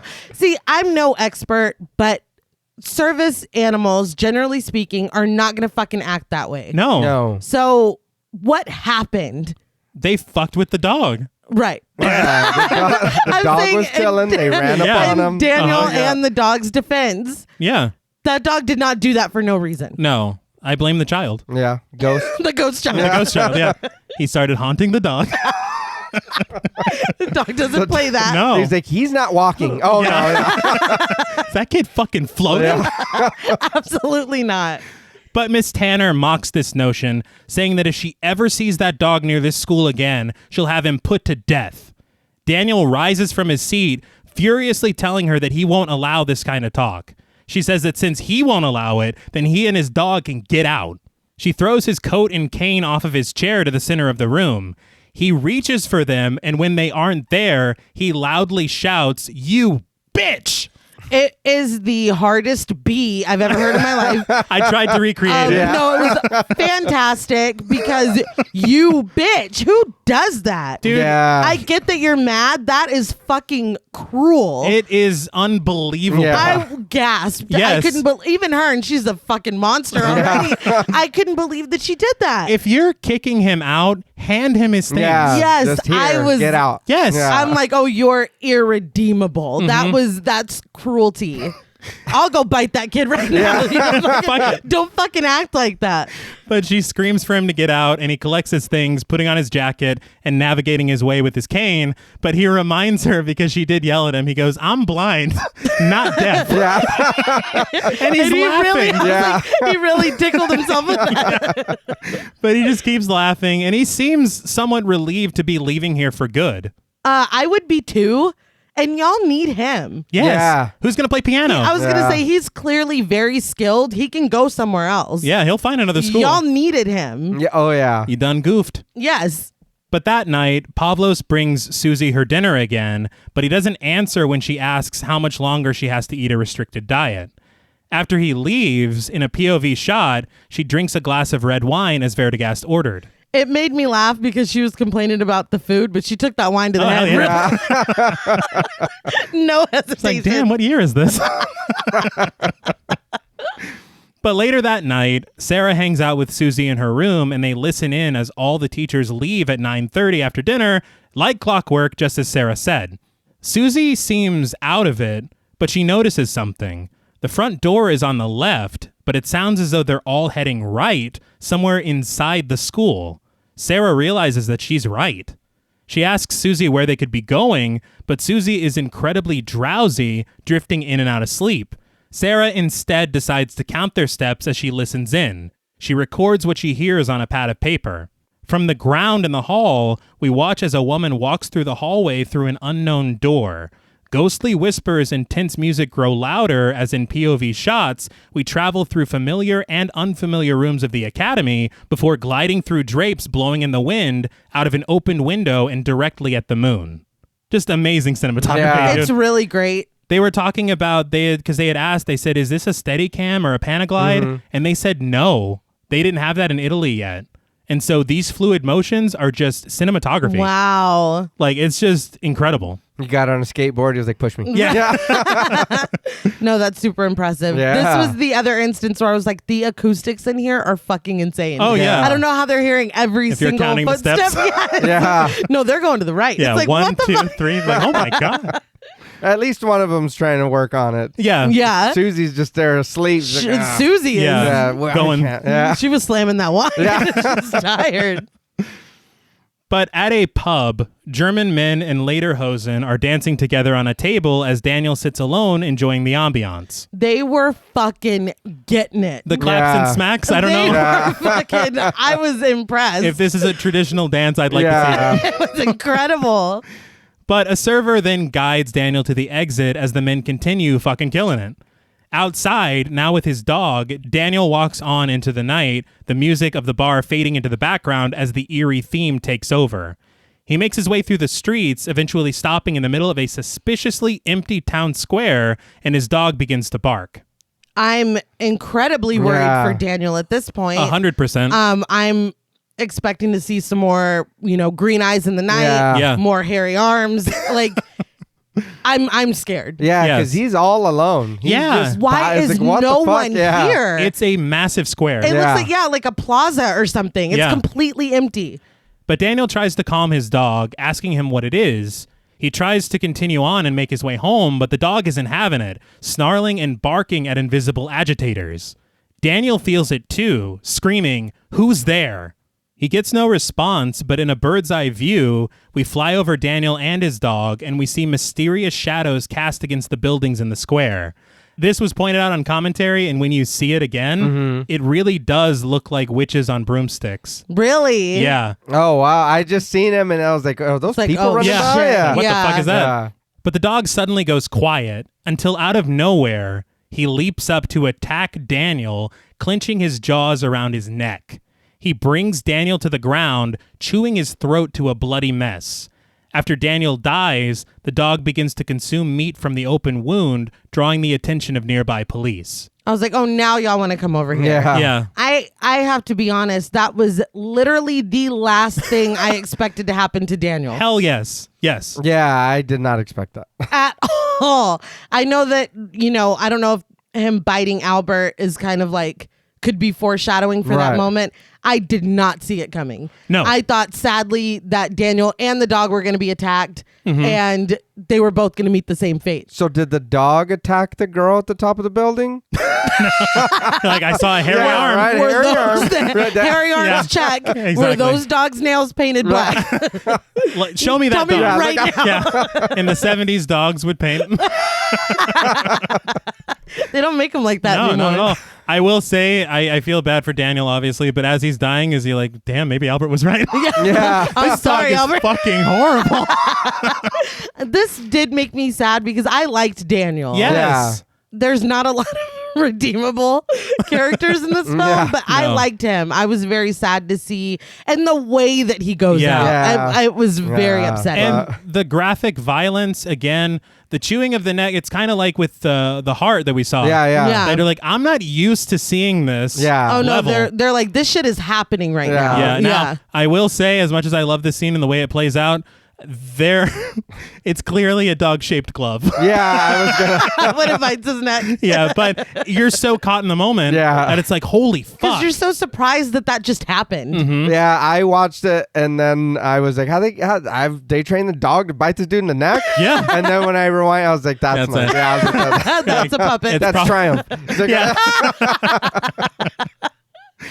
But I did hear on commentary, this took 7 days to shoot oh shit. because of the rigging of the camera overhead. Oh, okay. They also said it was the most expensive sequence in the film, Wow. which I am genuinely surprised by yeah. because there's some stuff we see later. And honestly, There's the some skylight shit. Yeah. I was scene, gonna say there's shit we see later and shit we've already seen. I feel like that had to Did be. they have to get like permission to clear this out That's- maybe? Or they like I think that was what kind of. that's a real place, I'm Yes. assuming. Okay. Yeah. Because that was like I was like, they built this shit. That's The- a lot. Yeah. Fucking stone buildings Yeah. and shit. Yeah. I did also learn a bit of history about this site from in an interview with Argento, Uh-huh. which is kind of like unsettling.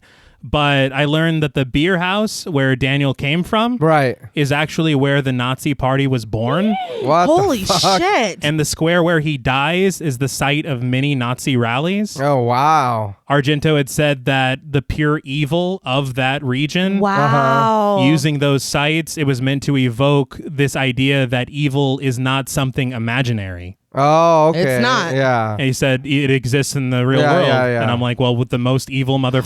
Holy Yeah. shit. Yeah, but I Yeah. was like, God damn, you went there, man. Yeah. But those guys were dancing. Yeah. they were fucking killing it. They didn't know. Yeah. It's not their At least fault. I hope, Just let them dance. They're happy. But the next day in the locker room, Suzy listens in as the girls recount the details of Daniel's death. So I guess Olga does return because we do hear her say, you really can't trust those wolfhounds after all. Yeah. Well, I'm okay. Olga, come here real quick because we need to. Yeah. You just bring my shit Yeah, back. You yeah. don't say anything to me. And we never speak again. We never Yeah. fucking had a conversation about it. But my thing was how, like, I'm not saying that anybody was like BFFs with Daniel or anything, but he was their musician and they Yeah. practiced with him. They were all around his dog. Every day. They're Yeah. like super chill about what just happened. I didn't would even be, think about that. I would Yeah. be incredibly shaken up if this person that I saw every day Right. just Yeah. had his fucking throat ripped out. They turn They're just into, like, like- man, beware of dog. Yeah. And it's like, Yeah. what the It's fuck? like, you know that sign? Yeah. Daniel That's what should have had that. That's what that sign was talking They're about. turning it into like locker room gossip. Yeah, Right, I right. felt like it was very strange. Disrespectful. Oh, yeah. But they say that first, Pat is murdered by a madman, and now this. Maybe the place is hexed. We zoom in on Susie's reflection in the mirror, who appears to believe that a hex is a possibility. I mean, all signs point to hex. Yeah. That is true. But later, Suzy pays Madame Blanc a visit in her office. Miss Tanner tries to come in, but is told by Madame Blanc that she wants to speak with Suzy alone. Coming from a bitch that loves to eavesdrop, that bitch was trying to eavesdrop. She's like, oh, Suzy, you forgot your dancing shoes. Yeah. But she does. She walks off in a huff. Like, she's like, God damn it. I was She gonna... got caught. But Suzy says that she needs to talk about what's been going on lately, and it's more than what just happened with Daniel. She asks if anyone knows anything about who killed Pat. Madame Blanc says that the chief of police says that they have some promising clues, but Suzy then tells her about the night that she saw Pat, which Madame Blanc already knew, but she tells her something that she didn't know. The fact that Pat was mumbling strange words. She shares the words secret and irises, and Madame Blanc says that she has no idea what any of that means, but says that they should alert the police, immediately picking up the phone. It's very funny to me, because when she says that she heard words, her ears perk up, but then when she hears that Suzy doesn't know what they mean, she's like, oh, okay. Yeah. I'm sure that's nothing, Yeah. but And then she's like, she you know. shames her, yeah. too. She's like, and honestly, I'm surprised it took you this long to tell me. Yeah. It's like, dude. God damn. But later, at the amazing swimming pool, Sarah tells Suzy that she really fucked up because what if Pat was talking to someone else just inside the building that night? They go to a more secluded area of the pool in the water, which is clearly very cold. Yeah. Sarah says they could have put them on the hunt for someone, which is a big deal because everyone knows that she was Pat's friend. She then drops the bomb. Pat was talking to her when Suzy showed up, but something scared her and she ran away, and the rest is history. She also tells Suzy that she was the voice on the intercom who wouldn't let her inside. Oh, you wow. fucking asshole. Yeah. I was like, why did it take you so long to tell me that? yeah. Look, after we get to the bottom of this mystery, we're going to have some words. Yeah. It was Do you wet know as fuck outside. How hard it was raining that night? But the camera peers over a balcony as eerie music sets in, and we get an overhead shot of the girls swimming. Gives you a really unsettling feeling that they're being watched. Yeah. Yes. But Sarah says that a lot of strange things have been happening, and Pat took notes on them. Before she went away, she actually gave her all the notes that she wrote. She says that she only told one other person about this, Frank Mandel, a friend of hers who was in town for a convention, but she promises to let Suzy read the notes tonight. Yes, bitch. Show me everything. Yeah. Yeah. And this makes a lot more sense as to her motivation of where are they going and blah, blah, blah, what's going on. Yeah. If that was her friend. Exactly. And her friend was murdered and everybody's just like, well, she fell in with the bad crowd. I would be trying to fucking figure shit out too. Yeah. That is true. They're like, I'll see you in the yellow room. Like, what the fuck? My friend's Nobody dead. cares. Yeah, no shit. No one cares. But that night, Sarah bursts into Suzy's room, waking her up in bed. In a shocking turn of events, Sarah reveals that all the notes are gone. Come on, man. Yeah. Yeah. We were just fucking talking about them. Yes. She begs Suzy for help, but Suzy can't shake herself out of her grogginess. When you start to suspect maybe there's something in the wine. I would think I just can't handle the wine. This shit is strong. It's like, as damn, German wine Yeah. is fucking... God damn. But Sarah shows her the notes that she took when she was counting the teacher's steps. Sarah says that it's the key to figuring out where they go at night. She asks Suzy if she knows anything about witches, and Suzy just passes out completely. Is anyone even dancing anymore? Well, that's not what we're focused on right now. Like, we're hearing more about the mystery now, I think. Well, they can't fucking dance because Daniel's dead. Oh, they have no music. Yeah. I mean, you can't even buy a damn tape player or something. Yeah. But as green light beams into the room from the window behind Sarah, she hears footsteps and chattering outside the door. Shaking with fear and tears streaming down her face, she realizes that she's got to get the fuck out of here. She shuts off the light and puts her ear to the door, the main theme returning and the room glowing in green. She looks over at her room door, seeing the light turn on. So she was right. Yeah. Yeah. They're on the hunt. They're coming for that ass. She tries to wake up Suzy again, but when that doesn't work, she just sneaks out the door. In a POV shot, we see someone enter Suzy's room from Sarah's room and stand over her sleeping body. I was like, fuck. Yeah. Now, I gotta ask. Huh. Are the gremlins doing the hook? Because I was like, okay, this some scary shit. They're in the booth. Yeah. Fucking holding one ear. I swear, the whispers, I never understood if they're part of the soundtrack. Yeah. Or if this is what Sarah hears. Okay, because I was like, what the fuck's happening? Yeah, I was Either like, way, it's terrifying. And Yeah. it does sound like gremlins. like earlier when they were saying witch, were they warning her or were they calling her a witch? See, Or is it just the music? Yeah. Or, these are all great questions. We will have to ask the band Goblin. goblin. But once she's in the hall, Sarah takes off. Covered in red light, she makes her way to a door, but it won't budge. As she tries to descend the staircase, shadows approach from below, so she heads back into the hall. With nowhere else to go, she climbs up to the now maggot-free attic. We watch as a cloaked stranger walks through a bright yellow hallway with writing on the walls, opening up a case and retrieving a straight razor. There are also 2 pins Yeah. in the case. We'll figure out what that's for. But this is actually a cameo from Dario Argento. How funny. I thought that was neat. Oh, yeah. But Sarah creeps through the blue stillness of the attic, accidentally opening a secret passage in the wall. She hides in a corner as light pulses around the opening, whispers and hisses filling the air. She ventures on away from the opening, but is suddenly slashed across the face from the shadows.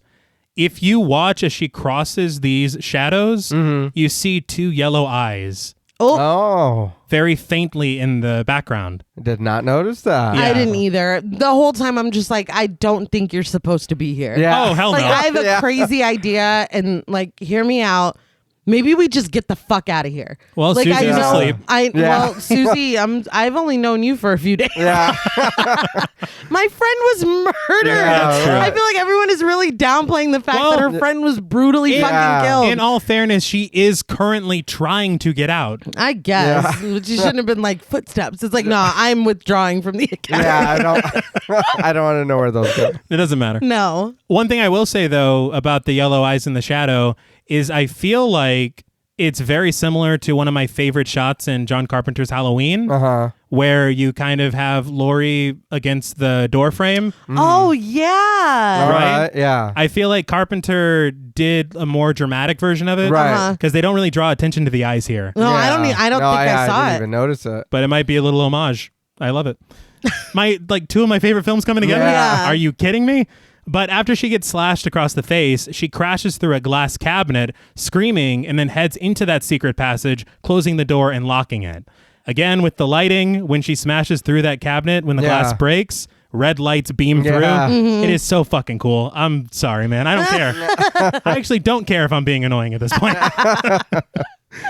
But she cowers behind the door and hears loud footsteps approaching.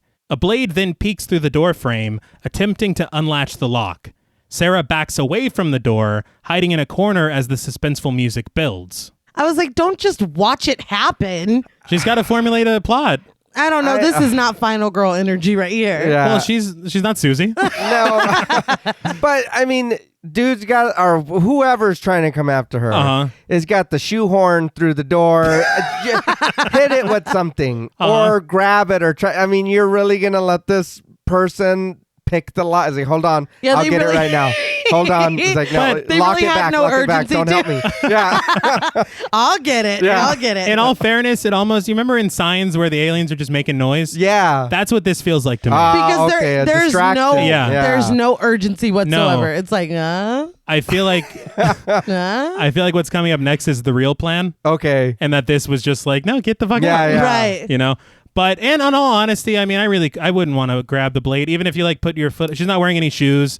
Yeah. She's made of very weak skin. The kind of blade would very easily cut through.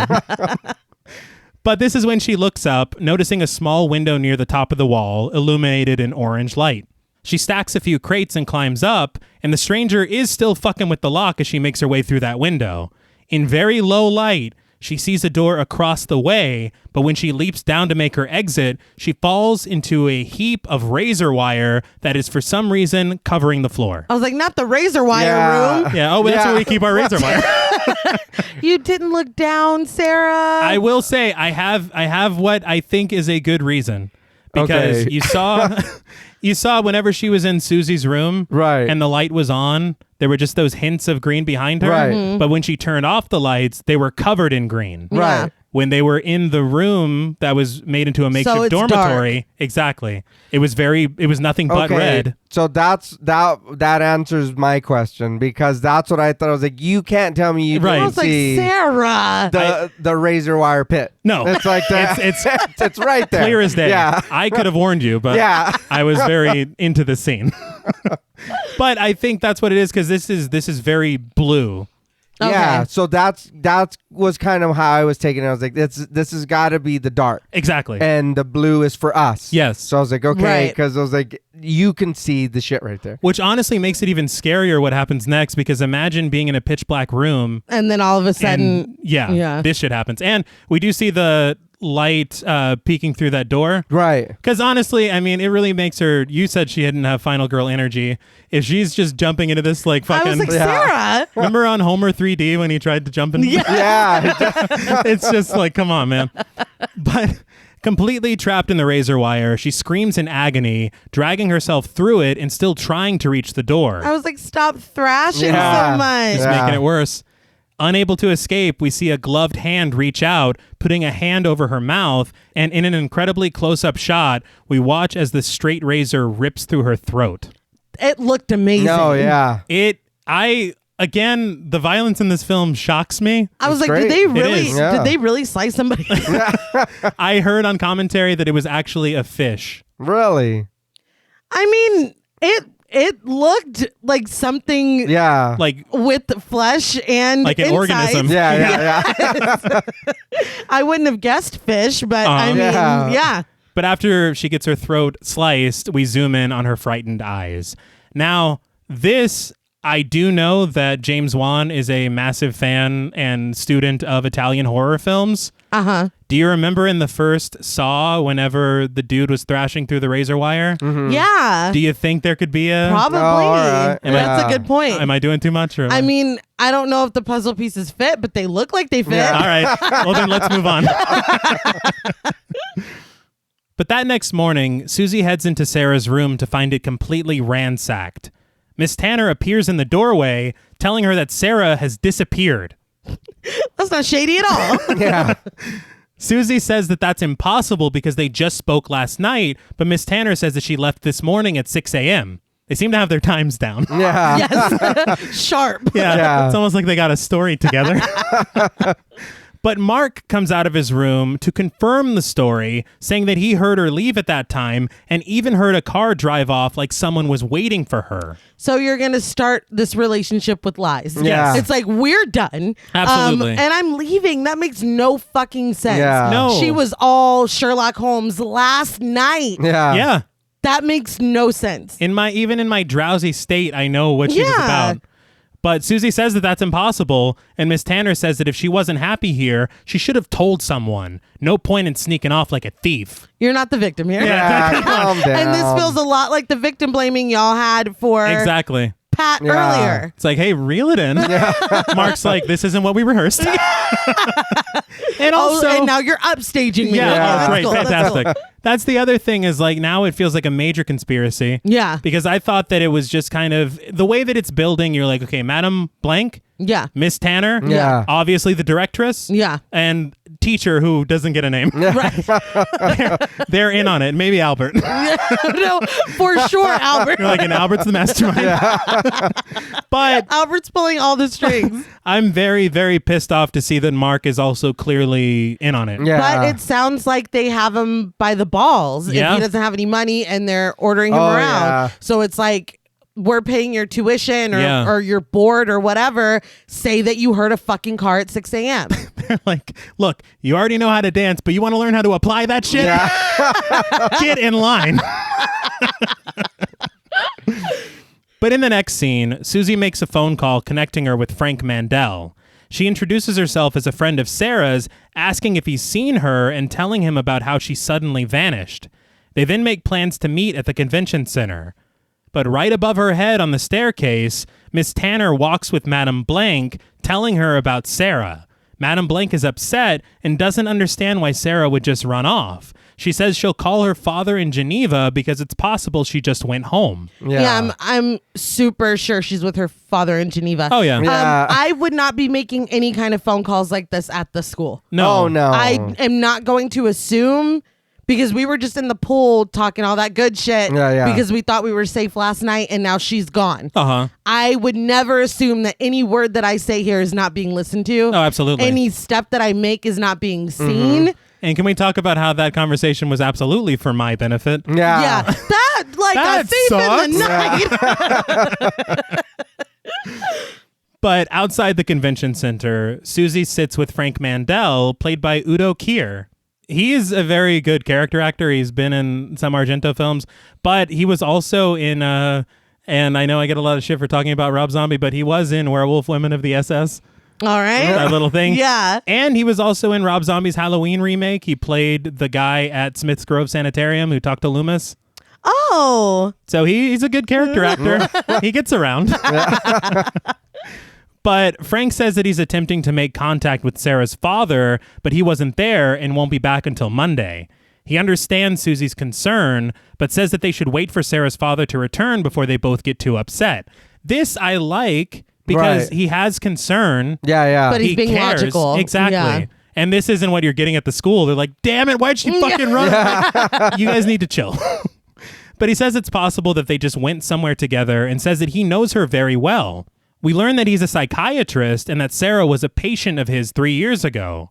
This is when he immediately violates doctor-patient confidentiality. Thank Yeah. you. Yeah. And he tells Suzy that Sarah had a breakdown after her mother's death and came to him for treatment, and they remained friends afterward. And just the fact that they stayed friends, unethical. Yeah. You can't do that. No, you and you can't. certainly can't be telling her fucking Absolutely business. not. Oh, He's shit. like, and I prescribed her. This is the Most no. unprofessional. No, dude. Somebody take his license away. But he says a friend of Sarah's began putting wild ideas into her head about the dance academy. He says it was founded in 1895 by Helena Marcus, a Greek immigrant. The locals believed Helena to be a witch, and it hits Suzy that someone might have already told her this or something similar in the past. But at any rate, Frank says that this really sparked Sarah's imagination. He says Helena Marcus had been expelled from several European countries, persecuted by religious people and groups. He also says that she wrote several books, and among the initiated, people knew her as the Black Queen. I love that title. Yeah. I was like, shit. Pretty damn good. But when she came here, the locals made her the subject of gossip, but she was able to accumulate wealth and eventually founded the dance academy. Along with teaching dance, they also dabbled in occult sciences, but Frank says in 1905, Helena Marcus died in a fire. Afterward, the school was taken over by her favorite pupil, and the occult studies were taken off the curriculum. The school then goes on to become a world-famous dance academy after that. All right, cool. Yeah. Pretty cool history. Yeah. But Suzy asks Frank what it means to be a witch, and being a man of science, he just attributes it to mental illness.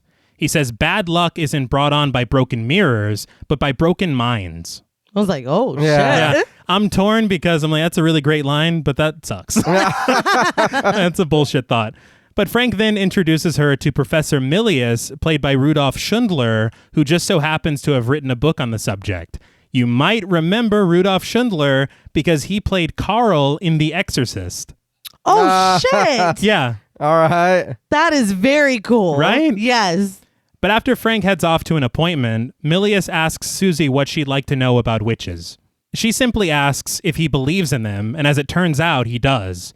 He says witches are malevolent and destructive, able to change people's entire lives, but only to do harm. While Suzy remains skeptical, he tells her that their entire goal is to accumulate wealth, which can only be achieved by bringing harm to others. He says they can cause suffering, sickness, and death to those who cross them. I was like, did he get dumped by a witch recently? They also break your fucking heart.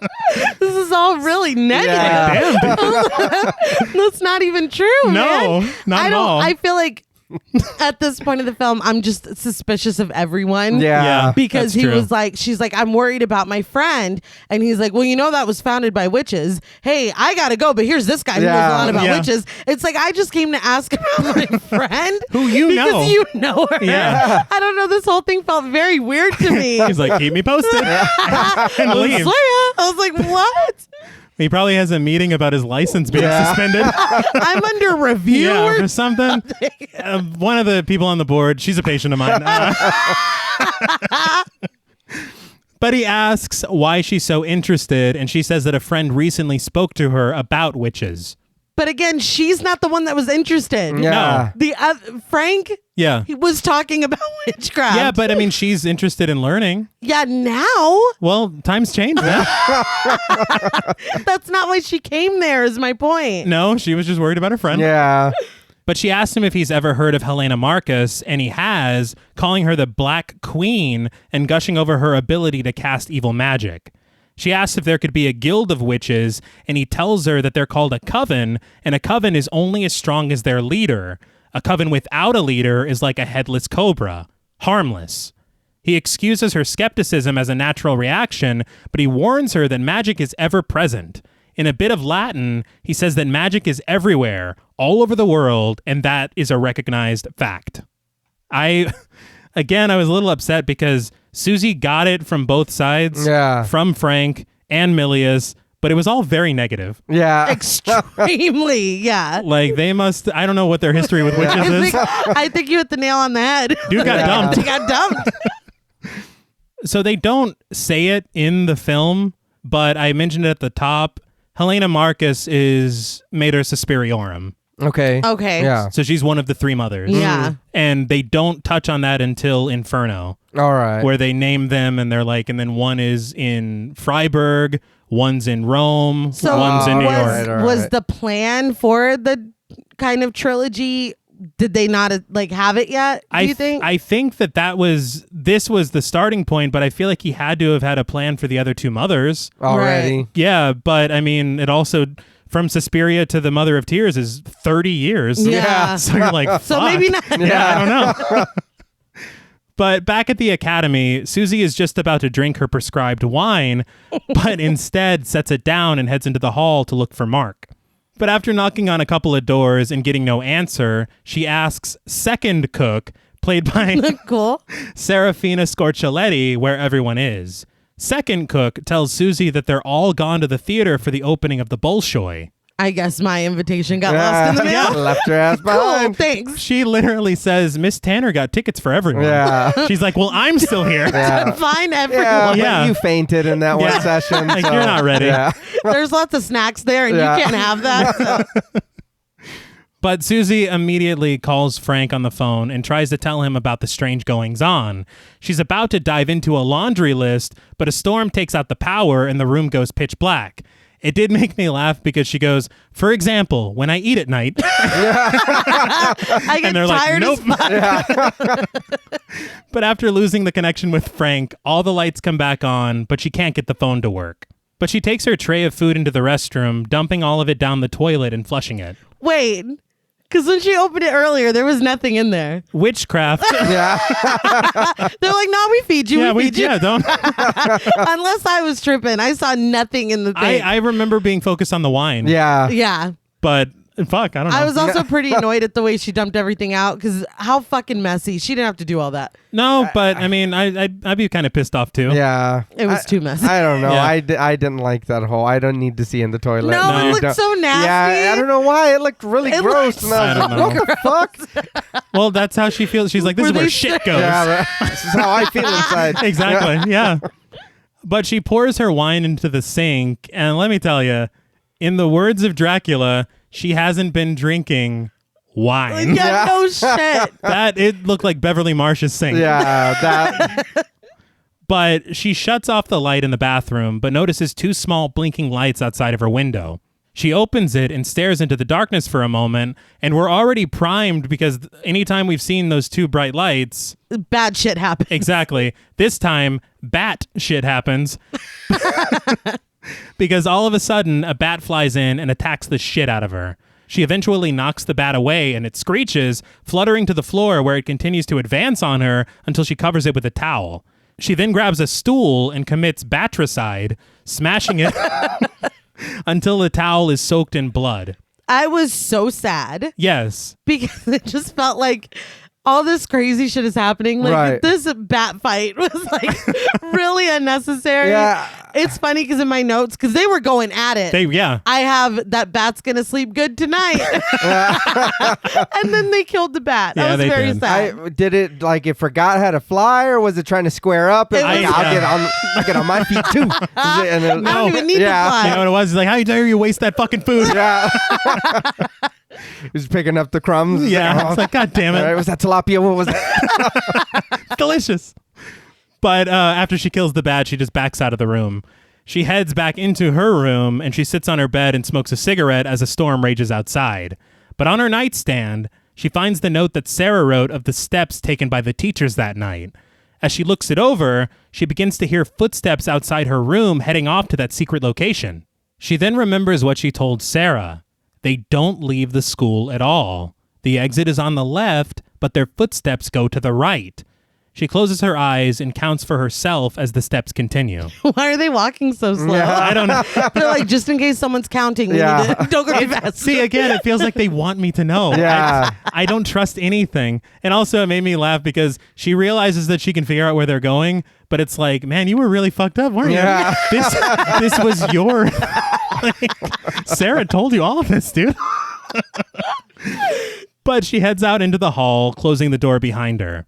She slowly makes her way to the end of the hall, opening up a large door and stepping inside. She consults Sarah's notes, counting 20 steps from here, and the camera follows her as she makes those steps, reaching another door and opening it. Was it just me, or does the music they use in the Blair Witch 2 kind of sound like this? Like the noises? Yeah. I wouldn't be surprised. Yeah. I was like, I know that music, and then I was like, that's Blair Witch, and then I was like, oh, they used. You're like, you fucking... It does sound like. The more I kept thinking about it, I was like, the music that they use sounds like this. I wouldn't be surprised if they were influenced. Right. Like, this is to a lot of... Because it sounds really fucking disturbing. Oh, Yeah. Yeah. A lot of horror fans, like, put this up with the Halloween theme. Okay. Like, as iconic. Yeah, yeah. And so, fuck, if I were to score a horror film, I'd want to be like Goblin. Yeah. But she steps into the sound of distant chatter and laughter continuing down a long hallway. Wherever she's going, it sounds fun as shit. See, and it's misleading. Yeah. They sound like they're having a great time. See, Yes. at this point, this is where I'm with you. Huh. I was like, you've been wandering around for way too long. This is a setup. Right? Yeah. Something is, they're clearly They're like, man, we're having a great time. rubbing their hands together, fucking waiting. But she creeps past the kitchen where Cook and Second Cook are having an absolute blast chopping meat. Yeah. Instead of continuing the creep, though, she just takes off, which alerts. This alerts Second Cook, who busts out with a knife asking who's there. Yeah. What's that? Yeah, seriously. What was that noise? Footprints are these? Susie's still wearing her heels, though. Like, when I would have taken them off. Oh, yeah. Well, I mean, Susie's not like us, man. But looking both ways and seeing nothing, Second Cook heads back into the kitchen. Suzy peeks out from behind some curtains and continues on with the counted steps. Thunder strikes and lightning flashes as she reaches Madame Blank's office, which is carpeted, hence the inability to continue counting steps any further. Yeah. Right. Rain pours outside, and out of the mouths of golden gargoyle-shaped drain spouts, it looks Yeah. fucking cool. But back inside the office, Suzy catches a reflection in the mirror of 3 ornate flowers on the opposite wall. 1 blue, 1 red, and 1 yellow. And she finally remembers exactly what she heard Pat say the night she died. The secret I saw behind the door. 3 irises. Turn the blue one. Suzy heads over to the wall, resting her hand on the blue flower and twisting it until a secret door pops open. So this is either a boss fight or a loot cave. But It's going to be worth it. yeah. I just love that at that moment, the full memory came back. Yeah. Oh, yeah. So, but I'm, okay, Pat. What was the tutorial? She's Yes. like, Right, "Oh, right. shit, That's yeah." right. They told me how to do this. Pat, though, she's talking to Sarah, who's her friend, because Sarah said that she was the one inside. Yeah. Why would she send her friend in there? I'd be like, come with me. We're getting the fuck out of here. And we'll send someone. Yeah. Yeah. And the fact that she was able to get out, Well, not for long. I Yeah. mean, not for long, granted. They're but like, Pat's been in here. Send your hairiest armed. But Suzy pushes through a blue curtain, revealing the yellow tunnel with the writing on the walls that we saw earlier, where the stranger had snagged that straight razor. Mm-hmm. The main theme begins to play as she makes her way through, the walls filled with occultist writing. She finally reaches a slightly open door where a meeting is taking place. A voice says, "We've come to a decision. The situation can no longer be tolerated." And they speak of a negative influence as Suzy hides behind a curtain near the door. She sees Madame Blank seated with Albert and another woman next to her. She says, "I told you, we must get rid of that bitch of an American girl." She tells Miss Tanner that they have to make her disappear. they're talking about me. Yeah. It's like, God damn. Fuck. Why are you so mean? Yeah. Everyone here, I've said it since she arrived. Yeah, Everyone here is mean. she danced the best she could, Yeah. given the circumstances. But Miss Tanner brings her some kind of wafer. I guess all this talk of murder gets her famished. Yeah. Well, I'm like, don't be ordering my death while you're snacking. Yeah, like, I don't know. I That's mean- like, It hit me like too late, but I was like, oh, this is a black mass. Yeah. yeah. She's not just I was offended. noshing. But she tells Madame Blanc that Suzy didn't eat or drink anything this evening, so obviously her meals were tampered with. Obviously, they were Yeah. tampered with, and obviously she's being watched because Yes. how would anyone know that? Yeah. They're like, I think she dumped him down the shitter. Yeah.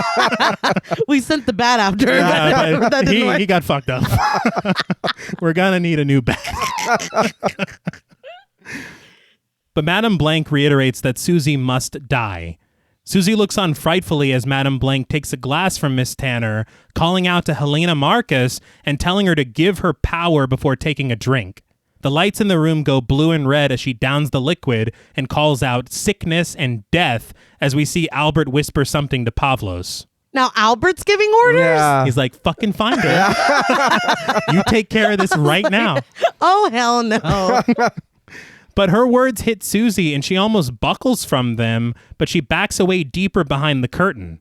There, she discovers Sarah's dead body, her throat slashed, her face cut up, and her eyes opened with pins stuck into them. They didn't have to do her homework like that. That they seems like fucked Sarah up. talk about overkill, man. The pins, though, there they go. Right. They were in that case. Yes. It's called payoff, man. But we dip down also to reveal that her wrists are nailed to the table. Yeah. Pavlos begins searching for Suzy using Sarah's lighter. Yeah. It's like, fuck, dude. Yeah. But Suzy backs away further behind the curtain, eventually finding another room. She passes what appears to be a statue of a bird with crystal plumage, which I assume to be a reference to Argento's film, The Bird with the Crystal Plumage. But upon hearing a familiar raspy breath as well as snoring, Suzy ventures deep inside. Fuck. We're in Wheezy's room. Behind a curtain, we see an unearthly silhouette vibrating as it lies supine. Suzy turns to exit, but almost catches the eye of Pavlos. Backing into the room, she knocks over the bird, which shatters to the floor and sends heavy marble balls rolling to hit the wall just beneath the curtain. This wakes the figure, and we see it rise. In a guttural voice, the figure asks, "Who is there?" It's Helena Marcus, the directress played by Leila Savasta. She says she's been expecting her, the American girl, and asks if she's come to kill her. Suzy grabs a sharp piece of the broken statue and cowers against the wall as Helena laughs. Suzy makes her way to the curtain in Helena's silhouette, her sharp feather at the ready. But when she pulls back the curtain, Helena isn't there, only an indentation in the bed. Fuck. Yeah. I was not expecting that. No. I gotta tell you too, the second I heard that voice, I'm terrified of her. Oh, yeah. Like, I was like, oh, shit. I get why I'll Sarah take was my scared. chances with Pavlos. Also, it really made me sad that Pavlos was bad too. Yeah, because he got some shit talked to him. I was like, he's gonna come in clutch when she needs him. Yeah. Save the because day. they're so fucking mean to him. No. No. But Helena taunts Suzy, saying, "You wanted to kill me. What are you going to do now, huh?" A statue explodes as Helena tells her death is coming for her because she wanted to kill Helena Marcus. Suzy shakily holds the feather, her eyes filled with fear as she watches the door. Helena tells her, hell is behind that door, and she's going to meet death now, the living dead. A hand reaches to open the door, and we hear demonic growls. The door then bursts open, and Sarah's reanimated corpse enters the room holding a knife. That's fucked up. Yeah, that was my friend, man. Yeah. We swam together. Yes. But she laughs Helena's laugh as blood pours from her mouth.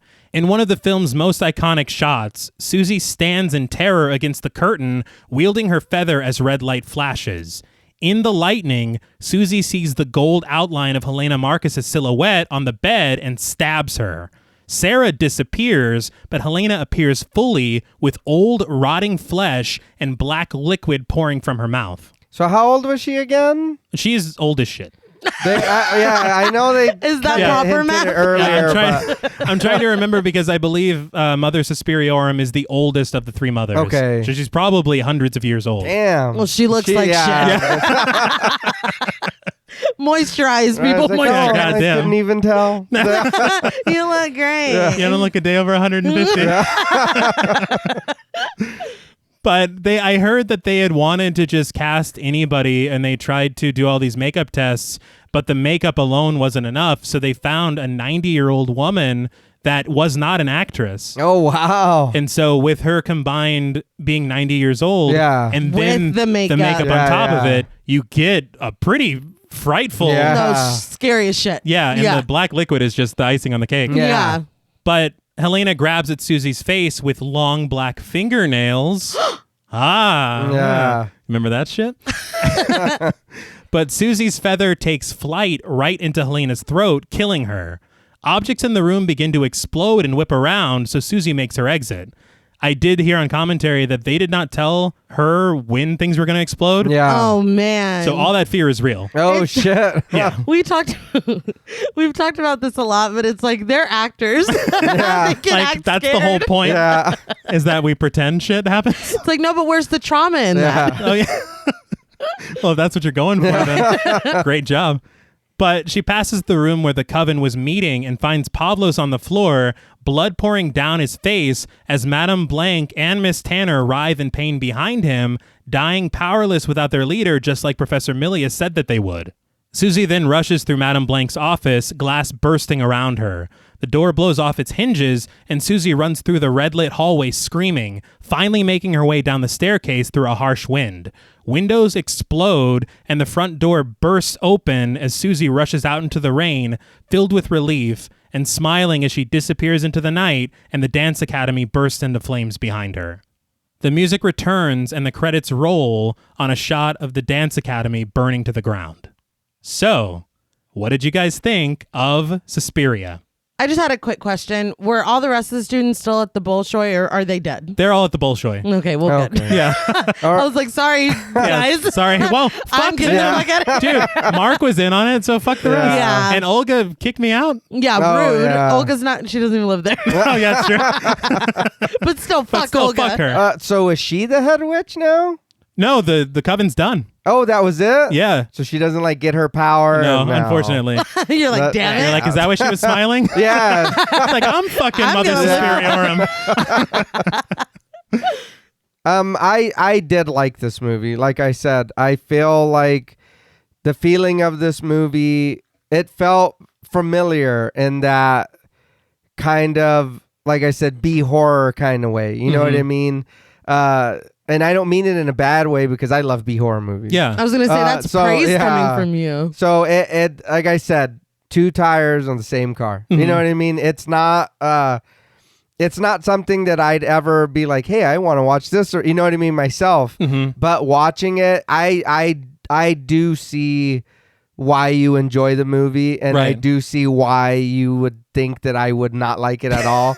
But I so like you were saying, some of the dub isn't the greatest, you know what I mean, in some spots. But I feel, to me, for a majority of this movie, I did enjoy it. You know what I mean? There was a few times where I was scratching my head and I was like, what? You know what I mean? But I mean, like I said, for the most part, it was good. You know what I mean? I don't have, like I said, but some nitpicky things. But I mean, other than that, the movie wasn't bad. Yeah, I feel like it is what it is. Yeah. It's an experience to have. And so you can be like, well, where's the character development? Like, they're telling a very specific story in a very unique way. Yeah. So any complaints that you have, that I have, I'll speak for myself, would also be nitpicky as well. Right. It's just such an experience. Especially the first time you watch it, because I've never seen anything like that before. No. Oh, no. It has shades of things that have come after it that I've seen before I saw this, but I've never experienced a film like this specifically before. I've never watched anything giallo, or this was my first, and I know whatever, it's not technically or it is or it isn't or whatever, but this is my first toe dip then, if it's not. And I really enjoyed it. I'm not, you are like a mega super fan. It's not the greatest thing I've ever watched, in my opinion. But it is a fucking ride. Yeah. And at no point was I ever like bored. I will say that. It's just an experience. It's a really cool fucking movie. Well, there's always like a bit of concern where you love something so much and you share it with other people. Right. And they're like, why the fuck did you show me what the fuck was that? So I'm very glad that you both enjoyed it. To me, this is just such an amazing film. Yeah. I don't think I could love it more, even if I tried, like if I focused on it. Yeah. I love that though. That's great. I watched this movie preparing for this episode a total of 5 times. And I'm probably going to watch it tonight when I get home. Yeah. I said on, I think it was Halloween and Psycho episodes, episode 31 and episode 93. But I am simply just glad to exist on the same timeline as Suspiria. All right. Like the fact that I get to experience this film. And that's the other thing, is that I did a lot of description. I tried to tell you about certain lighting, etc. But this is a film to be watched. Right. Like, I really hope that you, if you haven't, go and watch Suspiria. If you're able to. Yeah, it's an experience. Right. Yeah. I will real quick. If this is what Malignant was trying to do, I mean, I get it, but you know what I mean? See, and that's what kind of got me is I was so excited for Malignant because they said it's a They giallo said film. that. Yeah. They did And I was say like, that. it's a giallo from James Wan. It was not a giallo film. Yeah. It had the gloves and shit, but I mean, That was it. Yeah, I don't think it was a giallo, but that is one thing I am excited about. Is if you guys liked the taste of giallo from this non-giallo film, you guys are gonna fucking love whenever I finally get you guys to watch Blood and Black Lace.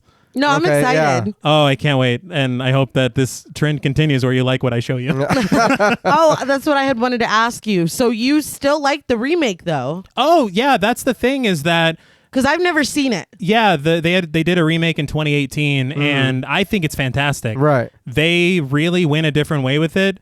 They didn't go with the color palette that Argento did. Right. They really did their own. They almost kind of captured the feel of what I would imagine Germany would be at the time that they're doing this film. All right. And so they went with a more realistic thing.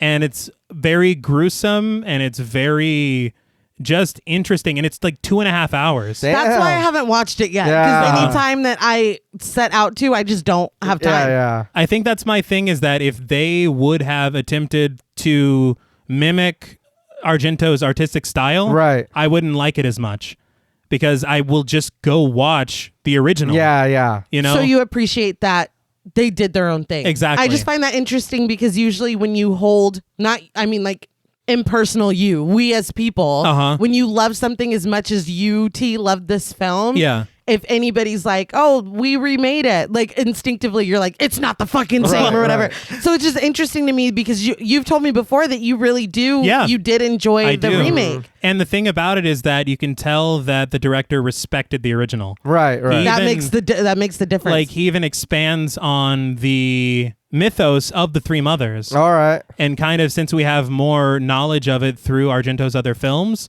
you kind of get more knowledge of it through his remake. Yeah. I'm intrigued. I definitely want to check it Yeah, out. yeah. So it's very, very good. And not to take the, attack that I always take, because I know Rob Zombie did something different with Halloween. Yeah. But the difference between the Suspiria remake and the Halloween remake is I felt like the Suspiria remake respected the material. Right. So you love them both equally. Nay, let's move on. But I guess we can move on to ratings before I lose my mind. On the positive side, I mean, I could talk about this film all goddamn day. We just did kind of, but the artistry of it, Yeah. the cinematography, the lighting, the feel, the ambience, Right. the tone.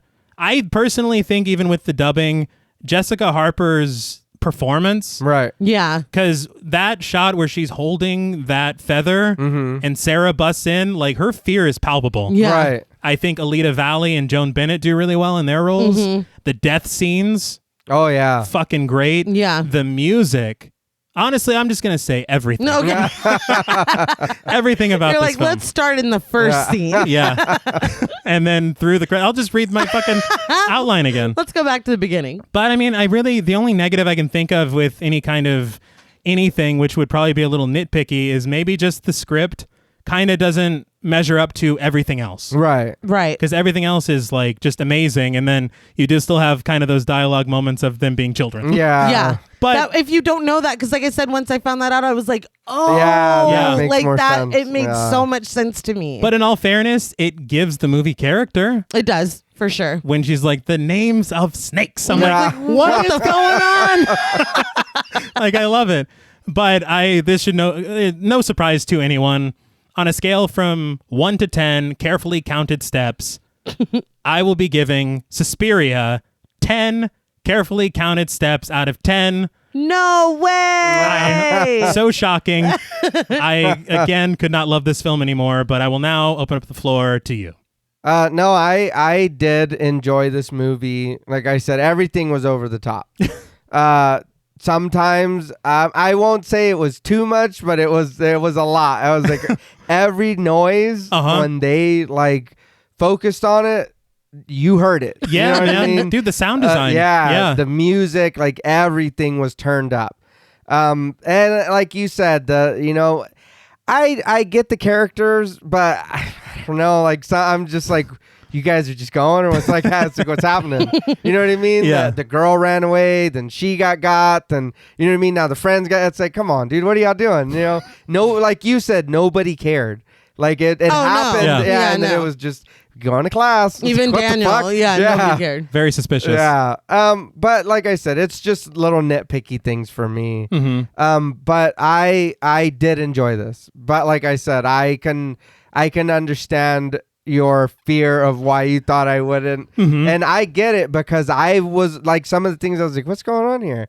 But you know what I mean? Being open and kind of like watching it, I was like, you know what? This really isn't that bad. Yeah. I was like, I'm not going to sit here and try to be like, find anything that just to, you know what I mean? I was like, this really is, it's not bad. You know, there's not anything for me to really be like, and that was so fucking stupid. It's like, no, it wasn't. You know what I mean? So for me, on a scale from 1 to 10, carefully counted steps, for Suspiria, I'm going to give it a 7. Wow. Hey. I like I said, if this is kind of what Giallo is even kind of like I said, 2 tires in the same car. You know what I mean? Yeah. And I know people always try to trash B horror movies or like not like horror movies that aren't mainstream or whatever. Like, but not every genre is gonna have perfect movies. You know what I mean? So if you don't like B horror movies, there's a group of people that do. You know what I mean? And if you don't like Giallo movies, there's a group of people that do. And the people that like B horror, I'm sure, can find something they like in Giallo. Absolutely. You know what I mean? Because Yeah. like I said, it's the same shit. You know what I mean? Both are over the top. They want to get those kills in. You know what I mean? Yeah. You're going to remember the shit. You know what I mean? Some of the characters don't have very much build, but you know what I mean? But it's enough. Yeah, a lot of it is very similar. So I did enjoy this. I'm very glad. I agree with, a lot of what was said here. I would say too that the weakness for me is the story. Yeah. And I know that I was like, you can't really complain about lack of character development and stuff like that, because the way that this is told, this isn't Hereditary. You know what I mean? No. This is not a character study. This is, we need to move these characters to this endpoint, to this reveal, And I understand that. That's not necessarily my style of storytelling, but I get why it's not like, oh, well, my mother made me dance, or whatever. Yeah. I understand and I get it. It's really cool. I felt the same way when you had us do The Evil Dead for your birthday, and you were like, it literally felt like they made this for me. Yeah. And I kind of am getting that same vibe from you. Yeah. And so it's really cool. I really like when, even though I don't necessarily have that same warm and fuzzy feeling that y'all might have for these films, it's a lot of fun covering them for me and seeing how excited that y'all get about them. Yeah, definitely. So this was just, I feel like it was a very warm and nice experience. So I am going to raise my point, my score a 0.5, just because it was, your passion really shines through, man. Yeah. You fucking love this movie. I love it so much. I was so nervous about doing this I film. know you were. Because I wanted to do it justice, but I'm very glad that you enjoyed it. Yeah. I love how much you love it. I love that John Paul really liked it. Yeah. Because I told him when I rewatched it, I was like, you're either gonna, I really like this, or you're gonna absolutely hate it. 100%. Yeah. And I'm really glad that you liked it. And I didn't realize, because he was like, this is basically a B horror movie. And I'm like, you know what? Like, not exactly, but it's the same. Two wheels of the same car. Yeah. There's some DNA. There definitely is. So, I mean, and just the fact that there was clearly so much commitment from everyone. Oh, yeah. Like Oh, you were yeah. saying, everything, it's all on an 11. Yeah. And I live for the drama, so I really do appreciate that. Yeah. We love a mystery. I love anything with witches in it. Yeah. I don't like yeah. how they were talking about the witches, but Yeah, once you get to that They were speaking from a place of hurt. of ignorance, Oh, maybe they used to date, huh? Oh, yeah. maybe Who they knows? did. But once you get to that reveal at the end, it's just like, oh shit. Yeah. It's a lot of fun. It's an experience. So on a scale from 1 to 10, carefully counted steps, I'm going to give Suspiria an 8.5 out of 10. All right. I really had a good experience with this one. Yeah. And I honestly can't wait to watch the remake and see what was done taking this Right. kind of skeleton, what they built off of it. Yeah. So, yeah, this was a good time. And happy birthday, D. Thank you. Well, that's all from us at Pod Mortem. What would you rate Suspiria, and what should we watch next? Let us know on Twitter at the Pod Mortem. Don't forget to follow us on Instagram and like us on Facebook. Be sure to follow each of us on Twitter at TravisMWH, at Blood and Smoke, and at RealStreeter84. Please consider pledging to our Patreon and stay tuned until after the music for a special thank you to our Wendigo Getter patrons. And remember, while it's easy to be enchanted by a facade, always be mindful of what might be lurking just beneath the surface. Until next time.